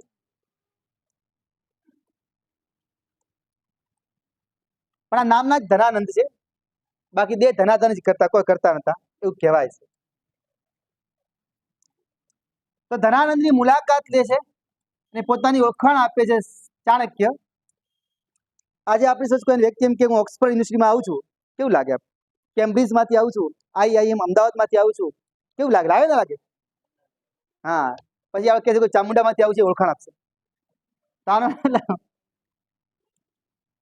ચાણક્ય આવે છે, મુલાકાત થાય છે. ચાણક્ય કહે છે કે દેશ માટે પડકાર સમાન છે, હવે તમારે ધ્યાન કરવું પડશે. ધનાનંદ કે હું રક્ષા કરું એના બદલે તું મને શું આપે? તો ચાણક્ય કે તમે માંગો એ આપું. તો ધનાનંદ કહે છે જેવો હું છું અમારું સંતાન છે, મૂર્ખ છે. તમે એને ભણાવતા હો, તમારું જ્ઞાન ખૂબ છે, તમે તક્ષશિલામાં ભણાવો છો. તો ચાણક્ય પોતાની પદવીનો ગર્વ કર્યા સિવાય તક્ષશિલાનું જે ગુરુ કહેવાય ત્યાં ભણેલો વ્યક્તિ, ત્યાંનો વિદ્વાન છે, અને ધનાનંદના રાજાને છોકરાને ભણાવવા માટે તૈયાર થાય છે, દેશની રક્ષા થાય. પણ પેલો માથા ઢોર જેવો હોય છે, આળસુ હોય છે, એટલે એનામાં કોઈ બે દોણા હોતા નથી. ગુરુ પૂર્ણિમાનો સમય આવે છે, ધનાનંદને ઈચ્છા થઈ કે કસોટી કરું મારો છોકરો કેટલો શીખ્યો. પણ છોકરો મૂર્ખ હતો, કોઈ સુધારો આવ્યો નહીં. તો ચાણક્ય નો રાજ દરબારની અંદર અપમાન થાય છે કે તમે કઈ નામ માત્રની પદવી ધરાવો છો, કઈ જ્ઞાન તો હે નહીં તમારી જોડે. નહીં તો મારો છોકરો ના બની ગયો વિદ્વાન, પણ એ તો કુવામાં હોય તો અવાડામાં આવે, એ છે કે નહીં. ચાણક્યનું અપમાન કરે છે. ધનાનંદ ભર દરબારમાં બધા લોકો હસવા લાગે છે. ચાણક્ય પોતાની ચોટલીની ગોઠ ખોલી દે છે અને પછી ટેક લે છે કે જડ મૂળમાંથી આ નંદ વંશનો નાશ ન કરું ત્યાં સુધી ચોટલીને ગાંઠ નહીં વાળું. આટલું કહીને ચાણક્ય બહાર નીકળી જાય છે. બહાર નીકળે અને એ જ પ્રાંતની અંદર, મગધની અંદર છોકરાઓ રમત રમતા હોય છે, નાટક રાજા રાજાની. એક વ્યક્તિ બાહુબલીની માફક ઉભો હોય છે, વચ્ચે બીજા પ્રધાનો બેઠા હોય બોલતો હોય છે. આનો ડેરિંગ પાવર ચાણક્ય દૂરથી જોવે છે, ગજબ લાગ્યું. એ જ બંકો 345 જન્મ્યો હતો, બીસી 345 બીસીમાં, અને છોકરો આ ઘટના ઘટિત થઈ 323 આસપાસ બીસી. 22 વર્ષની ઉંમર હતી પેલા ભાડાની. ચાણક્ય જુએ છે, 15-20 મિનિટ સુધી એક ઝાડ નીચે ઉભો જોયા કરે છે. પછી એને ખબર પડી કે જે કાર્ય માટે નીકળ્યો છે મને વ્યક્તિ મળી ગયો છે. હવે મગધની ગાદી પર શાસન ધનાનંદનો, પેલો છોકરો મગધનો, તો કઈ રીતે મેળ પડે? પણ આ ચાણક્યજીને કહે છે, પોતાની ઓળખાણ આપે કે હું તક્ષશિલામાંથી આવું છું. તો પેલો કે તક્ષશિલા એટલે શું? અમે ક્યાં ઓળખો તક્ષશિલા? નથી ઓળખતા. તો કે તું જે રાજાની રમત રમે છે, નાટક કરો, તારે વાસ્તવમાં રાજા બનવું છે કે? 2-3 વાર પૂછે છે ચાણક્ય. પેલો જે છોકરો હોય છે એનું મગજ જાય છે, કાકા રંબા દો ને કેમ હેરાન કરો છો? તો ચાણક્ય હકીકત કહે છે કે હું હકીકતમાં ફેરવી શકું છું. તો એ પેલા નાટકમાં ભંગ પડ્યો. છોકરાનો હાથ પકડીને કહે તું કોનો છોકરો છે, ક્યાં રહે છે, મને બતાવ કર. લઈ જાય છે. એટલે અમે ઘણી વાર કહો છો ક્લાસમાં કે નાટકમાં ગરબામાં ભાગ લો અથવા પ્રોગ્રામમાં ભાગ લો, કોઈક દેખવા આવે તમને પસંદ આવી જાય, તમારું ઘર વસી જાય. પણ કાબેલી થવી જોઈએ, આપણી ટેલેન્ટ હોવી જોઈએ. તો આમ ચંદ્રગુપ્તને ઉપાડીને એના પિતા જોડે લઈ જાય છે.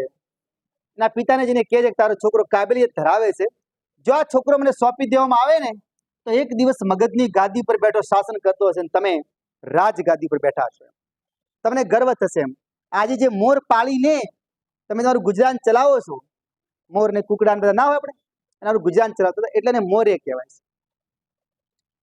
નિમ્ન જાતિના લોકો હતા એવો ઉલ્લેખ જસ્ટિન કરે છે. અને એ છોકરો જ જેનું નામ આપવામાં આવ્યું ચંદ્રગુપ્ત. ચાણક્યને પસંદ આવી ગયું. ચાણક્ય ચંદ્રગુપ્તને લઈ લે છે. એના માતા પિતા રાજી થયા. અને રાજી થયા પછી ઇતિહાસમાં એવું કહેવાય છે કે સૌ પહેલું ભારત ભ્રમણ ચંદ્રગુપ્ત મૌર્યને કરવામાં આવે છે. ચાણક્ય ચંદ્રગુપ્ત મૌર્યને લઈને ભારતને બધા દિશાના સીમાડા બતાવે છે કે ભારતનો વિસ્તાર આટલો છે, તારે આટલા વિસ્તારની રક્ષા કરવાની છે. એને યોગના દાવ શીખવાડે છે, કસરત શીખવાડે છે, કરાટાની કળા શીખવાડે છે. બધું જ એને ચંદ્રગુપ્તને એટલો પાવરફુલ કરે છે, કોઈ સીમા નથી. એમ 2 થી 3 વખત ધનાનંદ પર આક્રમણ કરવાની કોશિશ કરે છે ચંદ્રગુપ્ત અને ચાણક્ય, પણ લશ્કર હોતું નથી, માપનું સંખ્યા હોય છે. સમજો તોલાવા જે માણસો મળ્યા બધા માપના હોય છે, કોઈ સાધન સામગ્રી છે નહીં. પણ ચાણક્ય દિમાગ ખૂબ ઉપયોગ કરતો હતો. અને ઇતિહાસ એવું કહે છે કે એક દિવસ વચ્ચોવચ્ચ જતા રહ્યા ને ધનાનંદ એમના પર આક્રમણ કરે છે. બંનેને બંદી બનાવે એના પેલા બંને છટકી જાય છે અને દોડતા દોડતા જંગલમાં નાસી જાય છે. ત્યાં એક ઝૂંપડી આવે છે, ઝૂંપડીની પાળ હંતાઈ બેઠા હોય છે. ત્યાં ઝૂંપડીમાં એક બાળક અને એક માં બંને રસોઈ ઘરમાં બેઠા હોય તો લાગતું હોય છે. એટલે છોકરાને ખીચડી ખાવા માટે આપે છે. ખીચડી ગરમ ગરમ હોય છે અને છોકરો ઉતાવળો થાય છે. ડાયરેક્ટ વચ્ચે હાથ મૂકીને કોળીઓ ભરવા જાય, હાથ બળે છે, રડવા લાગે છે. એની માં એને જોઈ જાય ને એની માં કહે છે તું ચાણક્ય ને ચંદ્રગુપ્ત જેવો મૂર્ખ છે કે વચ્ચેથી ખવાય, સાઈડની બોર્ડરથી જવાય. તમે જોયું છે ને ખીચડી આપણે ખાતા હોય બોર્ડરથી જતા હશે, વચ્ચે જવાય ને મોઢું બળી જાય, હાથ બળે, બોર્ડર પર ઠંડી હોય. આ વાત ચાણક્ય મગજમાં ઘોરી નાખે કે આપણા માટે છે. ચાણક્ય ઉપરથી તરત દોડીને જાય છે ને સ્ત્રીને પગે લાગે છે કે માં તું આજથી મારી ગુરુ છે, હું ભલે કોઈ પણ ગુરુ હો પણ તું મારી ગુરુ છે. તેને દિશા બતાવી છે. હવે ચંદ્રગુપ્તને લઈને ત્યાંથી જાય છે અને હવે એવી રીતે તૈયારી કરે છે કે વચ્ચે નથી જવું, બોર્ડરથી સ્ટાર્ટ કરવું છે. અને ખરો સમય આવી ગયો. GCRT 300 ને 21 કે છે, હિન્દીની એનસીઆરટી 322 બીસી કે છે કે ચંદ્રગુપ્ત મૌર્ય 23 વર્ષની સમય મગધની ગાદી પકડે છે.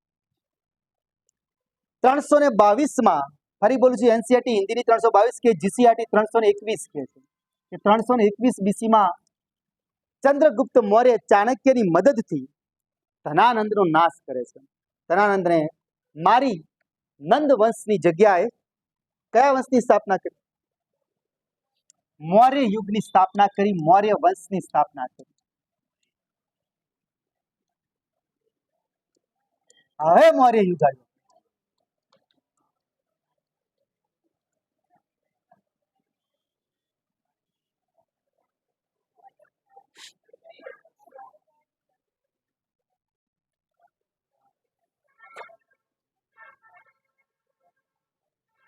દસ રાજાઓએ રાજ કર્યું છે, 10 રાજાઓએ મૌર્ય વંશમાં. એનું સૂત્ર છે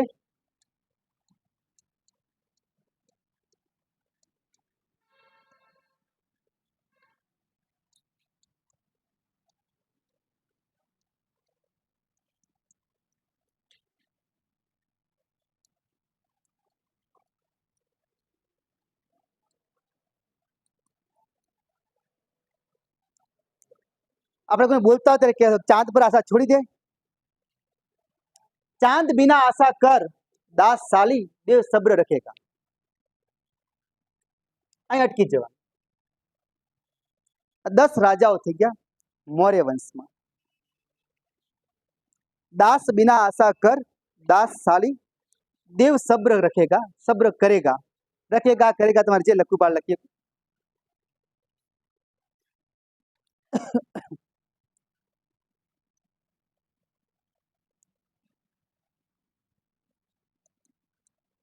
ચાંદનો મતલબ થાય છે ચંદ્રગુપ્ત.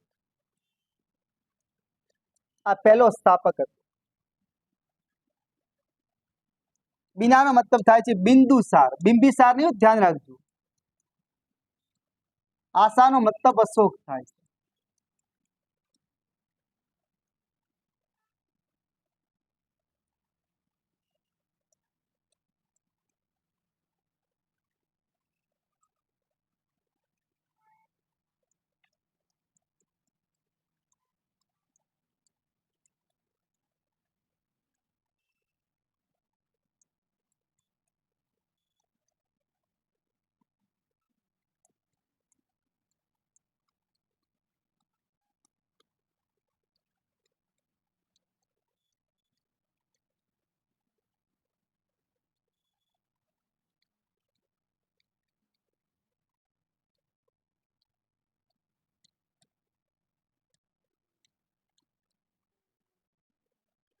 ગણિત 10 પૂરા થયા.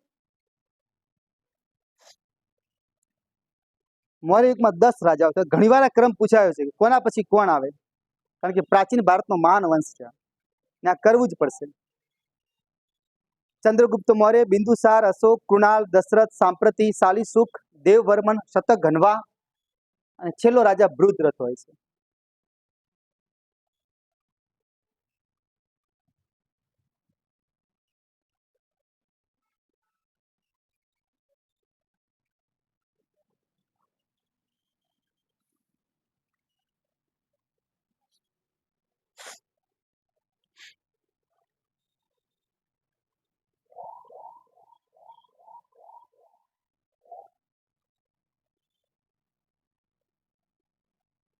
કોઈ અક્ષર ના ઓળખાય તો બોલી શકો છો.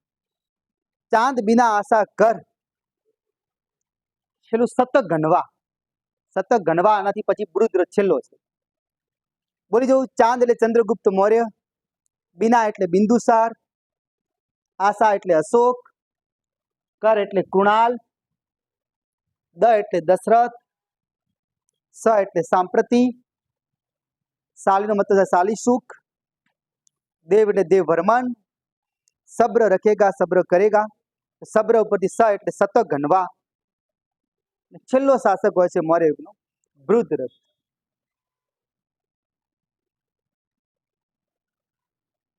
ઘણીવાર આ ક્રમ પૂછાઈ ચૂક્યા છે પરીક્ષામાં.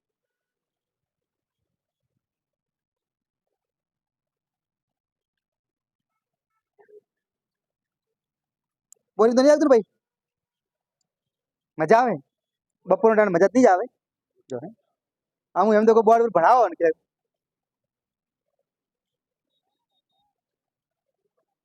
હા એ વાત સાચી, મોઢા પર કહેવાય તો નહીં. લખી જા એક એક જે આપણે પિક્ચરમાં જઈએ.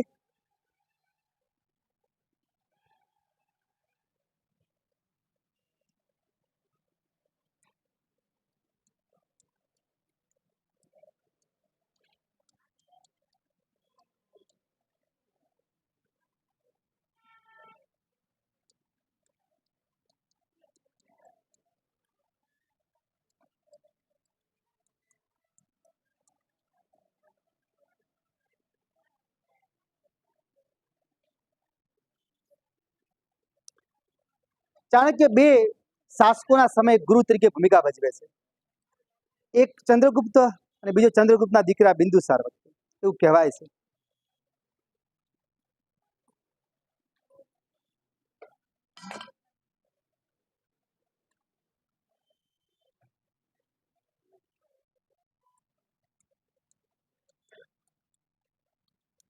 ચંદ્રગુપ્તની માતાનું નામ મુરા હોય છે.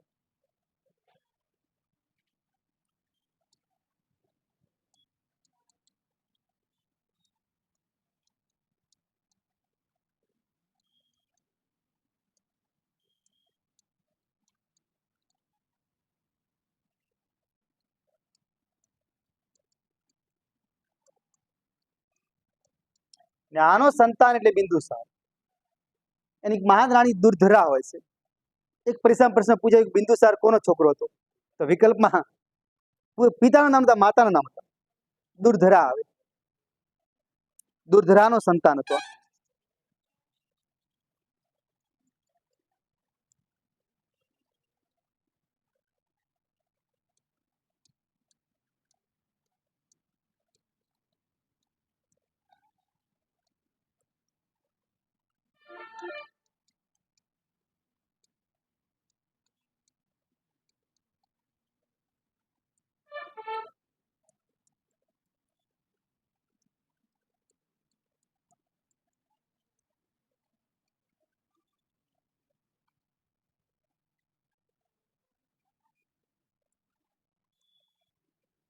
ના કોર્નિયા કે જે હેલેન હોય છે, આ જે છે કોર્નિયા હેલેન સેલ્યુકસ નિકેટરની છોકરી હોય.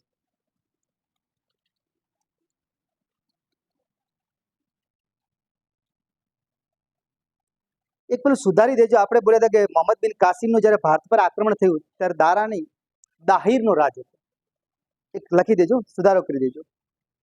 મોહમ્મદ બિન કાસિમે જ્યારે સિંધ પર આક્રમણ કર્યું ને ત્યારે દાહિરનો રાજ હતો. દાહિર ની હાથે દારા લખાયું હતું, દારાની જગ્યાએ દાહિર કરી દેજો. દાહિર. આપણે લખાયું કે 712 મોહમ્મદ બિન કાસિમે ભારત પર આક્રમણ કર્યું સિંધ પ્રાંત પર, પહેલો મુસ્લિમ આક્રમણ લખાયો તો ત્યાં દારા લખાયું, દારા દાહિર આવે. દાહિર દાહિર ને હરાવે છે. દાહિર.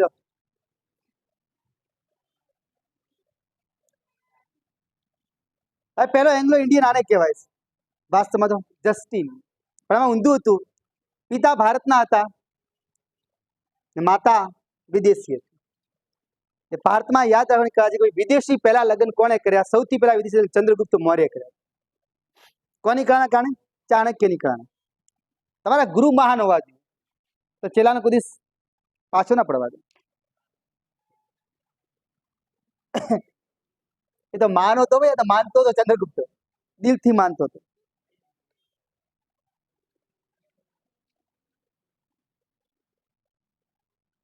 રેડી? તો હવે આપણે આગળ વધીએ. હવે ઇતિહાસને તમે આખો ખંખોળશો તો કોઈ જગ્યાએ ઉલ્લેખ નથી મળતો કે ચંદ્રગુપ્ત મૌર્ય અને સેલ્યુકસ નિકેટર વચ્ચે જે યુદ્ધ ખેલાયું, યુદ્ધનું નામ શું છે? કોઈ જગ્યાએ નહીં. કોઈક એમ કહી શકે તો કહેતો કે જેલમનું બીજું યુદ્ધ હશે, એવી ભવિષ્યવાણી કેવું કરી શકે કદાચ, પણ યુદ્ધનું નામ આવતું નહીં. કયા વિસ્તારમાં લડ્યા ને કોઈ જગ્યા નથી મળતી, આ યાદ રાખજો. એટલે હવે આપણે એમ કહીએ કે આપણે આગળની સ્ટોરી સાથે તાલ મેળવો. સિકંદર ગુજરી જાય, સિકંદરના પ્રધાનો સ્વતંત્ર થયા અને સેલ્યુકસ નિકેટર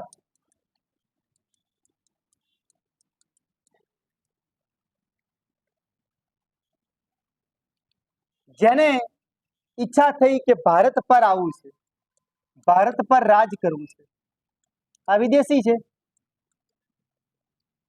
પણ ટક્કર કોણ આપે છે? ચંદ્રગુપ્ત મૌર્ય આપે છે.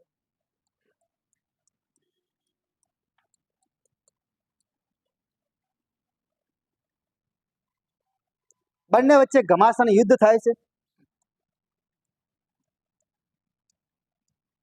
હવે ઘમાસાન યુદ્ધનું નામ નથી, તો ભયંકર યુદ્ધને ઘમાસાન કહેવાય. કયા સ્થળે લડ્યા કોઈ જગ્યાએ ઉલ્લેખ જોવા નથી મળતો, ચિંતા ના કરતા. યુદ્ધમાં સિકંદરનો ચંદ્રગુપ્ત મૌર્યનો વિજય થયો. ચંદ્રગુપ્ત મૌર્યનો વિજય થયો.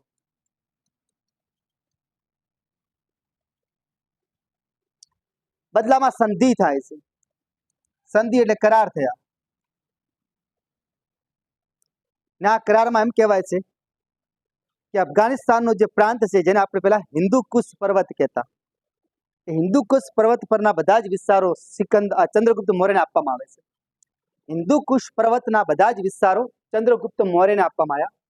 અને સેલ્યુકસ નિકેટરની પુત્રી હોય છે હેલાન, અથવા કોર્નિયા પણ કહેવાય, એ ચંદ્રગુપ્ત મૌર્ય સાથે પરણાવે છે. આ બધા બદલામાં ચંદ્રગુપ્ત મૌર્ય 500 હાથી ભેટમાં આપે.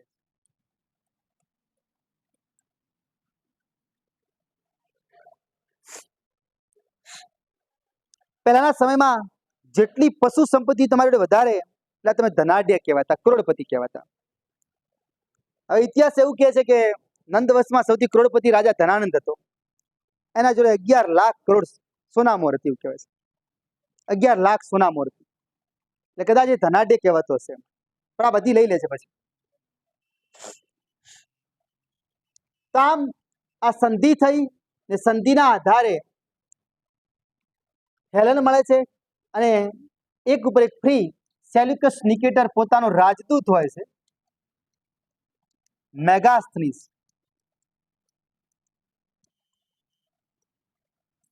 મેગાસ્થનીસને ભારતમાં ચંદ્રગુપ્ત મૌર્યના દરબારમાં મોકલે છે.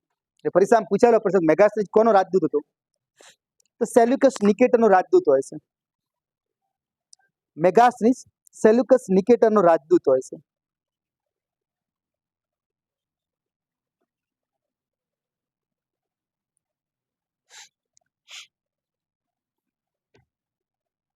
સેલ્યુકસ નિકેટરનો રાજદૂત હતો, જે કોના દરબારમાં આવે છે? ચંદ્રગુપ્ત મૌર્યના દરબારમાં આવે છે.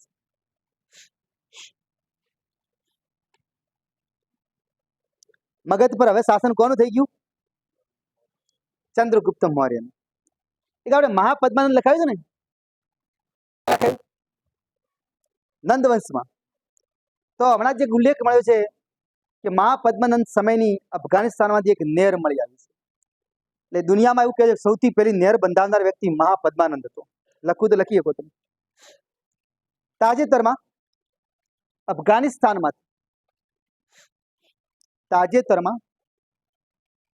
અફઘાનિસ્તાનમાંથી મહાપદ્માનંદના સમયની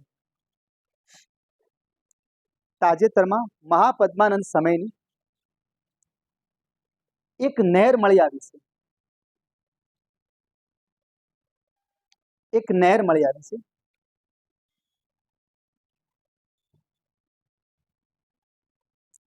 તેના પરથી અનુમાન થાય છે કે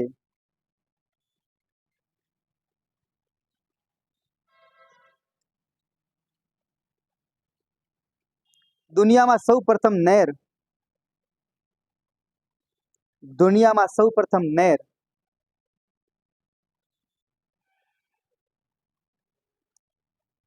નંદવંશના શાસક મહાપદ્માનંદે બંધાવી હશે.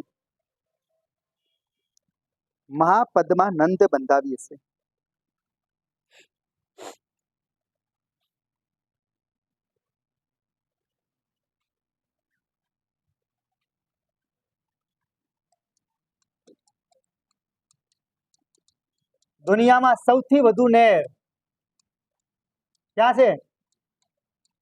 પાકિસ્તાનમાં છે. એક તો કામયાબી છે પાકિસ્તાની, જો ખાલી, પણ બધી ખાલી હો, ભલે કે નહીં. ભારતમાં સૌથી વધુ નહેર કઈ જગ્યા છે? ગુજરાતમાં સૌથી વધુ નહેર.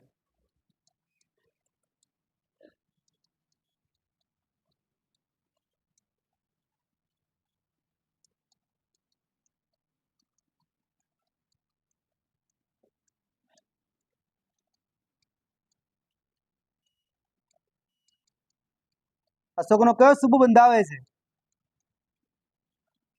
પુષ્પક તુષાસ્પ.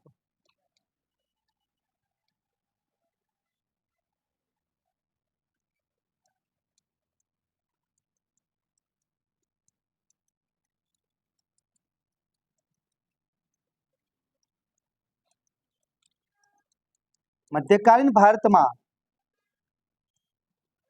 પહેલી નહેર ગયાસુદ્દીન તુગલક બંધાવે.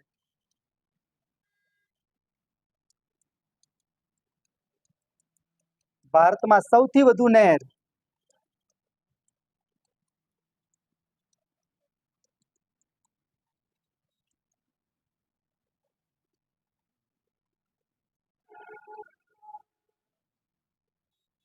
આ માહિતી યાદ રાખજો હંમેશા.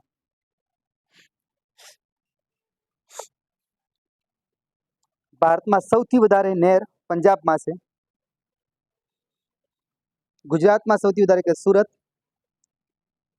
ભારતમાં સૌથી પહેલી નહેર ભારતમાં કણે બંધાઈ તો અશોકનો સૂબો તુષાસ્પ હોય છે. દુનિયામાં કહેતો મહાપદ્મન, કારણ કે અફઘાનિસ્તાનમાં રાજ કરતો નંદ વંશનો શાસક.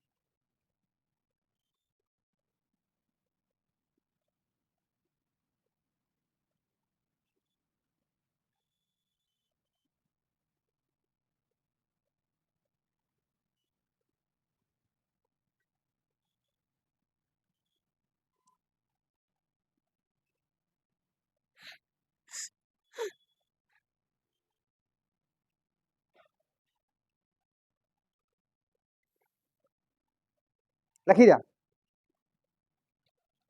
બોલો, જેના ઓળખાય બોલો ખાલી.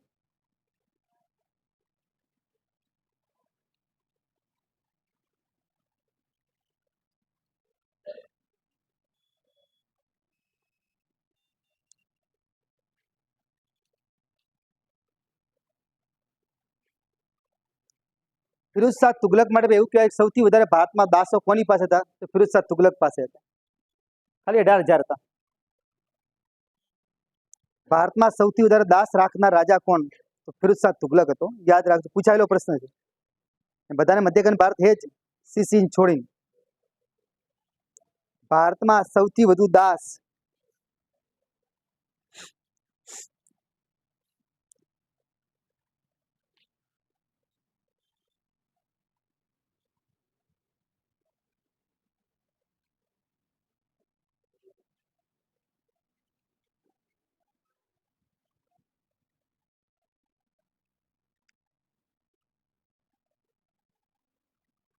લખી રહ્યા.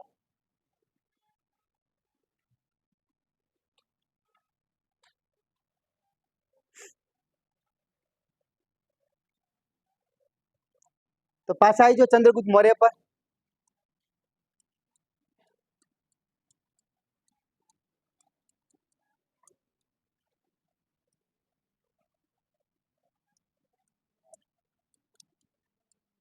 જૈન ધર્મની દીક્ષા ક્યાંથી મેળવે છે? કોણ આપે જૈન ધર્મ દીક્ષા? ભદ્રબાહુ આપે છે.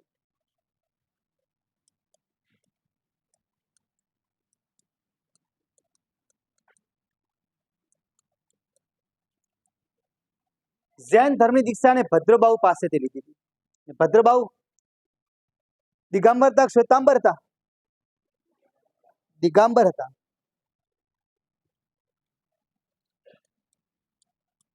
દિગંબર નો મતલબ થાય દિશા રૂપી વસ્ત્ર. ગુજરાતી વાળા સમાસ કયો છે? દિગંબર, દિશા રૂપી વસ્ત્ર.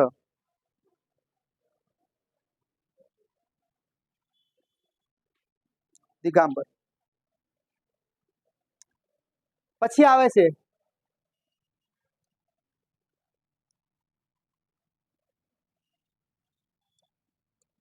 એનામાં વિદેશ યાત્રી મેગાસ્તનીજ હોય છે. મેગાસ્તનીજ કઈ પુસ્તક લખે છે?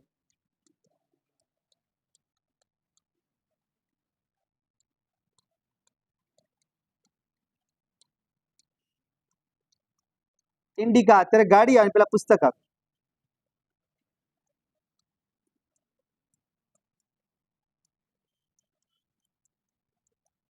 આનું દિશા સૂચન ચાણક્ય કરતા હતા. ચંદ્રગુપ્તને ગુરુની ઉપાધિ આપતા. પણ આને જૈન ધર્મ અંગીકાર કર્યો હતો.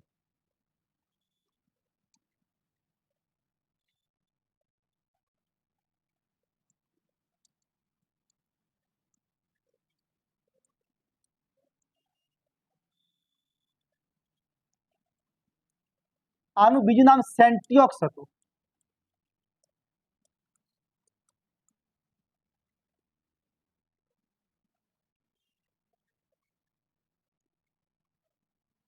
એ શુદ્ર જાતિનો કહેવાય.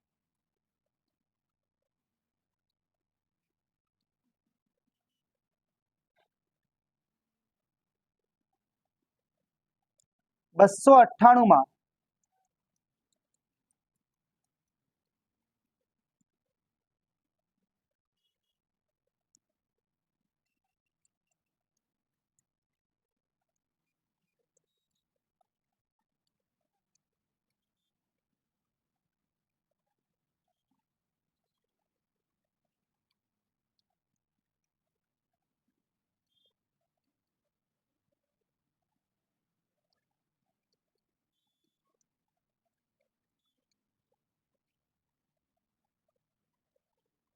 98 સેન્ડ્રોક્સ કહેવાય. સેન્ડ્રોકેટ્સ એ શુદ્ર જાતિનો જસ્ટિન જ કહેવાય. સેન્ડ્રોકેટ્સ શુદ્ર જાતિનો મતલબ થાય.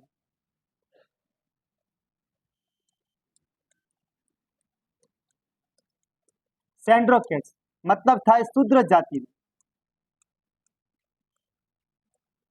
કે નિમ્ન જાતિનો હશે એમ. સેન્ડ્રોકેટ્સ તરીકે જે ઉલ્લેખ મળે છે પુરાણોમાં કોનો મળે છે? ચંદ્રગુપ્ત મૌર્યનો મળે છે. અને ઈસવીસન પૂર્વે 298 કર્ણાટકના શરણ બેલગુલા ખાતે અન્ન જળ ત્યાગ કરી પ્રાણ છોડે છે. શું કરે છે? સંતારો કરે છે કે સંલેખના? સમજાય બંને. આને સંલેખના કર્યું હતું.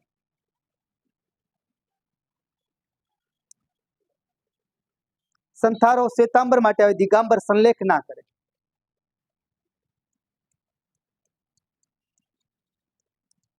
મૃત્યુની આ પ્રથાને આ રીતને સંલેખ ના કહેવાય.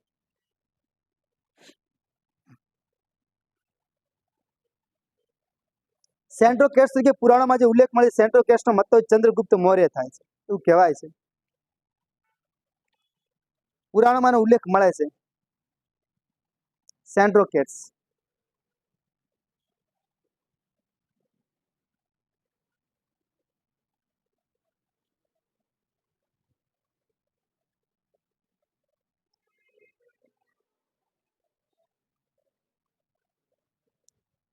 સુદર્શન તળાવ કોણ બંધાવે છે?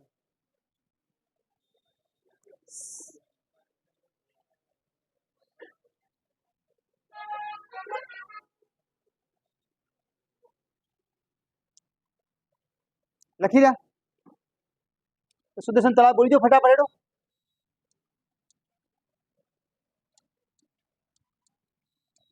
સુદર્શન તળાવ ક્યાં આવેલું છે? જુનાગઢ ના કહેવાય?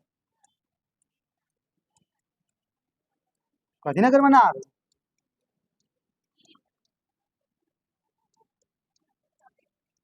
કઈ નદી છે?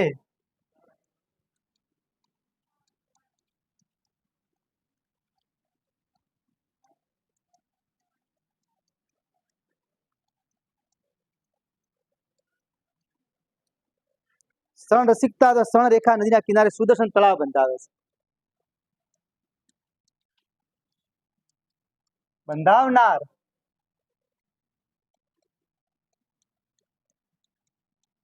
ચંદ્રગુપ્ત નો સુબો હોય છે, જેનું નામ હોય છે પુષ્યગુપ્ત.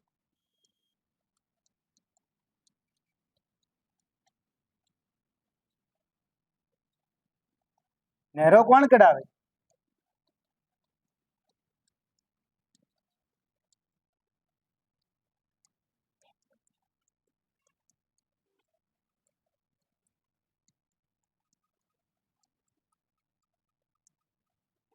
પ્રથમ સમારકામ કોણ કરાવે?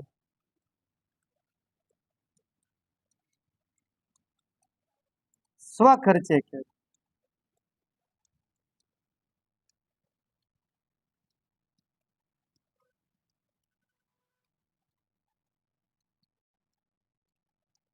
સુવિશાળ કરે. બીજા સમારકામ કોણ કરાવે? પણદત્તનો દીકરો ચંદ્રપાલ કે પણદત્ત પોતે જ?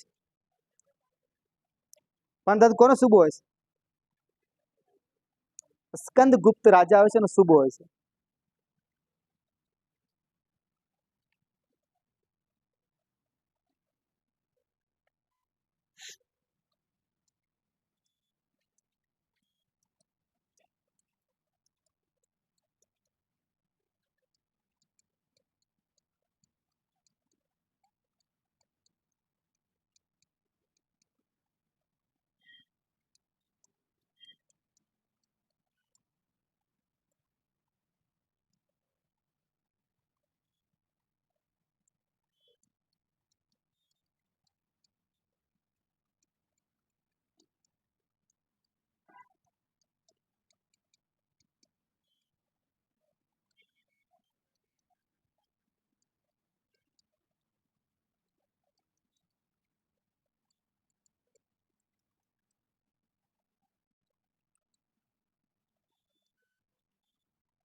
પરીક્ષામાં પૂછાઈ ગયો છે કે એના કિનારે ઉત્તુંગ વિષ્ણુનું મંદિર કોણ બંધાવે? ઉત્તુંગ વિષ્ણુ મંદિર પણદત્તનો દીકરો ચક્રપાલી બંધાવે. પણદત્તનો દીકરો ચક્રપાલી બંધાવે.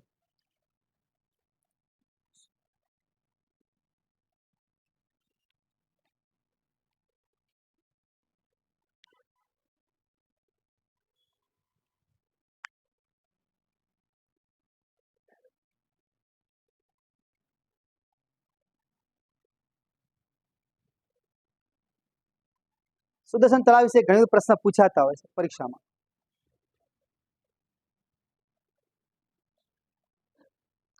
પહેલી નેર અશોકનો સુબો કરાવે છે તુષાસ.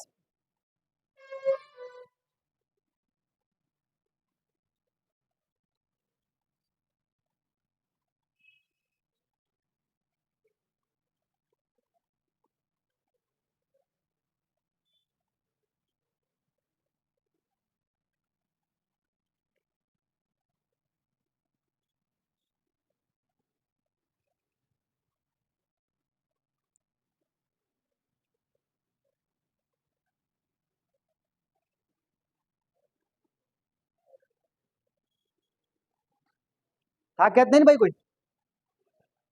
આટલો શું થાકી જોડે? પોલીસ ને પીએસઆઈ ની ડ્યુટી કેટલી સમય હોય? 24 કલાકની ડ્યુટી હોય તમારે પીએસઆઈ પોલીસ વાળાની.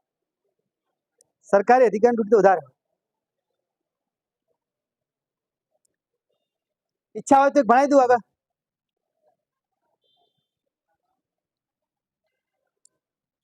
તો બે ભાગમાં વેચવા આપણે મોરી.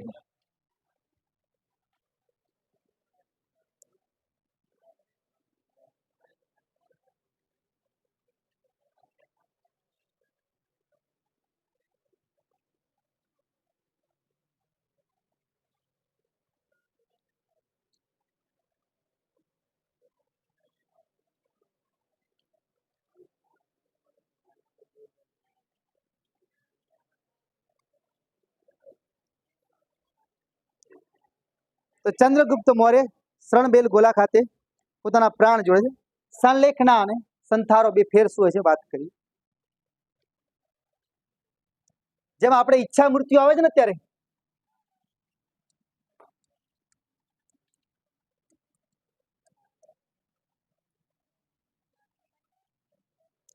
ઇંગ્લિશમાં યુથોનેશિયા કહેવાય છે.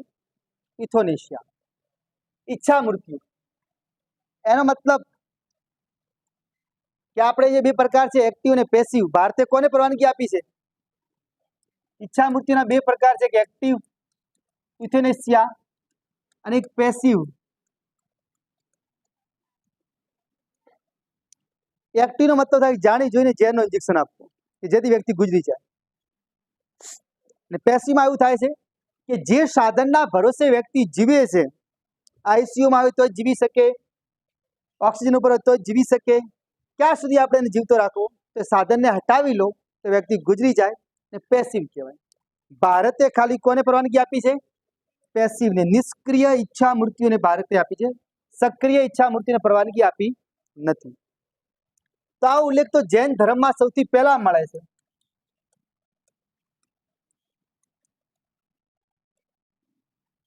એક આવે છે સંથારો, બીજો આવે છે સંલેખના. જૈન ધર્મના જે બે ભાગ હતા એમાંથી સંથારો છે એ શ્વેતાંબરનો ભાગ છે, સંલેખના છે દિગાંબરનો ભાગ છે. જૈન ધર્મના બે ભાગ પડ્યા હતા, શ્વેતાંબર અને દિગાંબર. તો શ્વેતાંબર નો મતલબ થાય સફેદ વસ્ત્ર ધારણ કરનાર, દિગાંબરનો મતલબ થાય દિશારૂપી વસ્ત્ર ધારણ કરનાર, એટલે કે નગ્ન રહેનાર. શ્વેતાંબરનો મતલબ થાય છે શ્વેત વસ્ત્રો ધારણ કરનાર.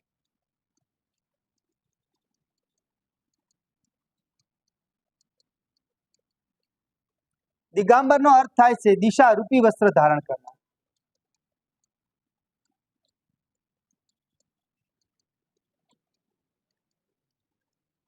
કયો સમાસ આવે?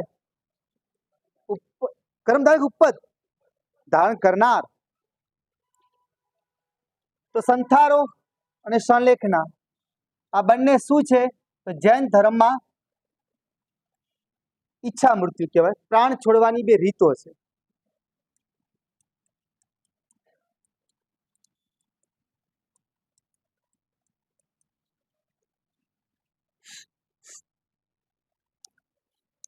અન્ન જળનો ત્યાગ કરી અને એકાંત જગ્યામાં તમે બેસી જાઓ છો તો સંલેખના કહેવાય છે. આ થોડી ખતરનાક રીત છે. જ્યાં સુધી પ્રાણ ન નીકળે ત્યાં સુધી બધું ત્યાગ કરી દો.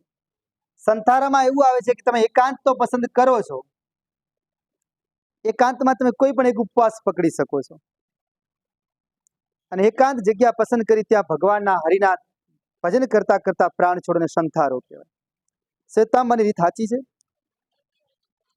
શ્વેતાંબરમાં મૌન વ્રત પણ બોલવાનું પણ ના હોય, અને પેલામાં દિગાંબરમાં અન્ન જળનો ત્યાગ કર્યો. અન્ન જળનો ત્યાગ આવે છે, ફરજિયાત નથી ઉપવાસ રાખવો એવું છે. દિગાંબરમાં છે ને સંલેખનામાં અન્ન જળનો ત્યાગ ફરજિયાત.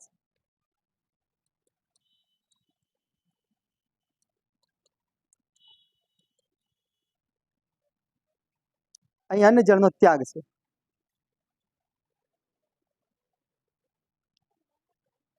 એક પોઈન્ટ રહી જાય છે, આપણે ચંદ્રગુપ્ત મૌર્ય એક જૈન ધર્મની સંગીની બોલાવી, એ આપણે એક પોઈન્ટ રહી જાય.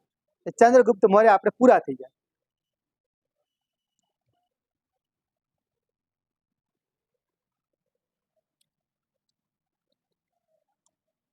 જૈન ધર્મની બે સમિતિ કે સંગીની મળી હતી, બૌદ્ધ ધર્મમાં 4 મળી હતી, તમિલ સાહિત્યમાં લખાયું હતું. કેટલી મળી હતી? હમણાં તો ભણાવ્યું તમને.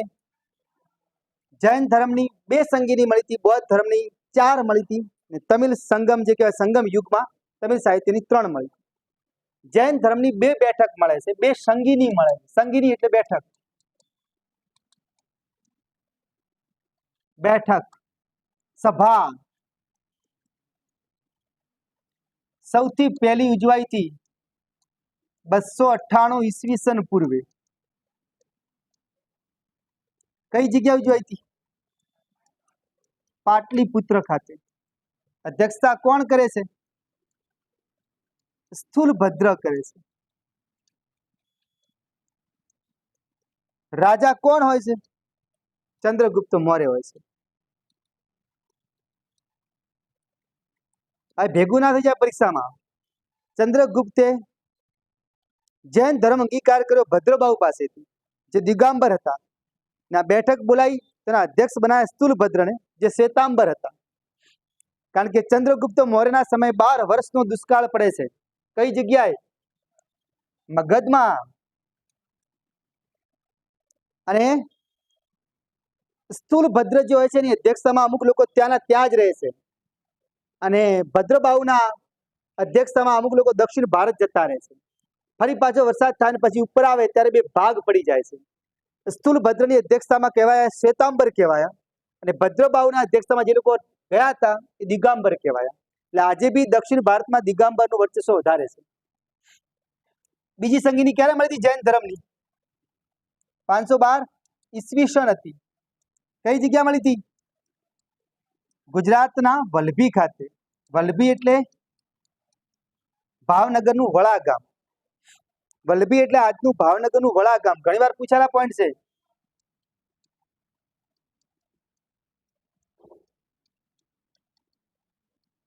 અધ્યક્ષતા કોને સોંપી હતી? હા, ક્ષમા શ્રવણ આવે. ક્ષમા શ્રવણ. દેવાધિક દેવર્ધિ દેવર્ધિ ક્ષમા શ્રવણ આવે. અધ્યક્ષતા એમણે કરી હતી. રાજા કયા હતા? ધ્રુવસેન કે દર્શન કે ધ્રુવસેન? પ્રથમ હતો બીજો?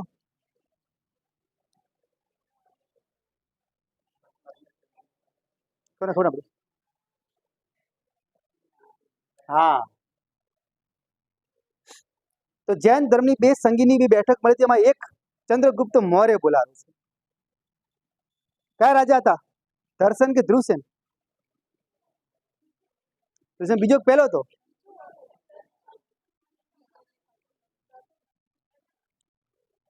રામ રામ. તો જૈન ધર્મની બે બેઠકો મળી હતી, 298, 512. એક ચંદ્રગુપ્ત મૌર્ય બોલાવી હતી. ચંદ્રગુપ્ત મૌર્ય વિશે જેટલું પૂછવું એટલું પૂછીએ. કાંઈ શુદ્ર જાતિનો કહેવાય છે. બધી જ માહિતી ટોટલ તમારી સમક્ષ મૌર્ય એક ભાગમાં ખાસી આવી ગઈ છે. બીજો ભાગ હવે આવતીકાલ લેશો એટલે તમને ખાસું બધું મળી જાય.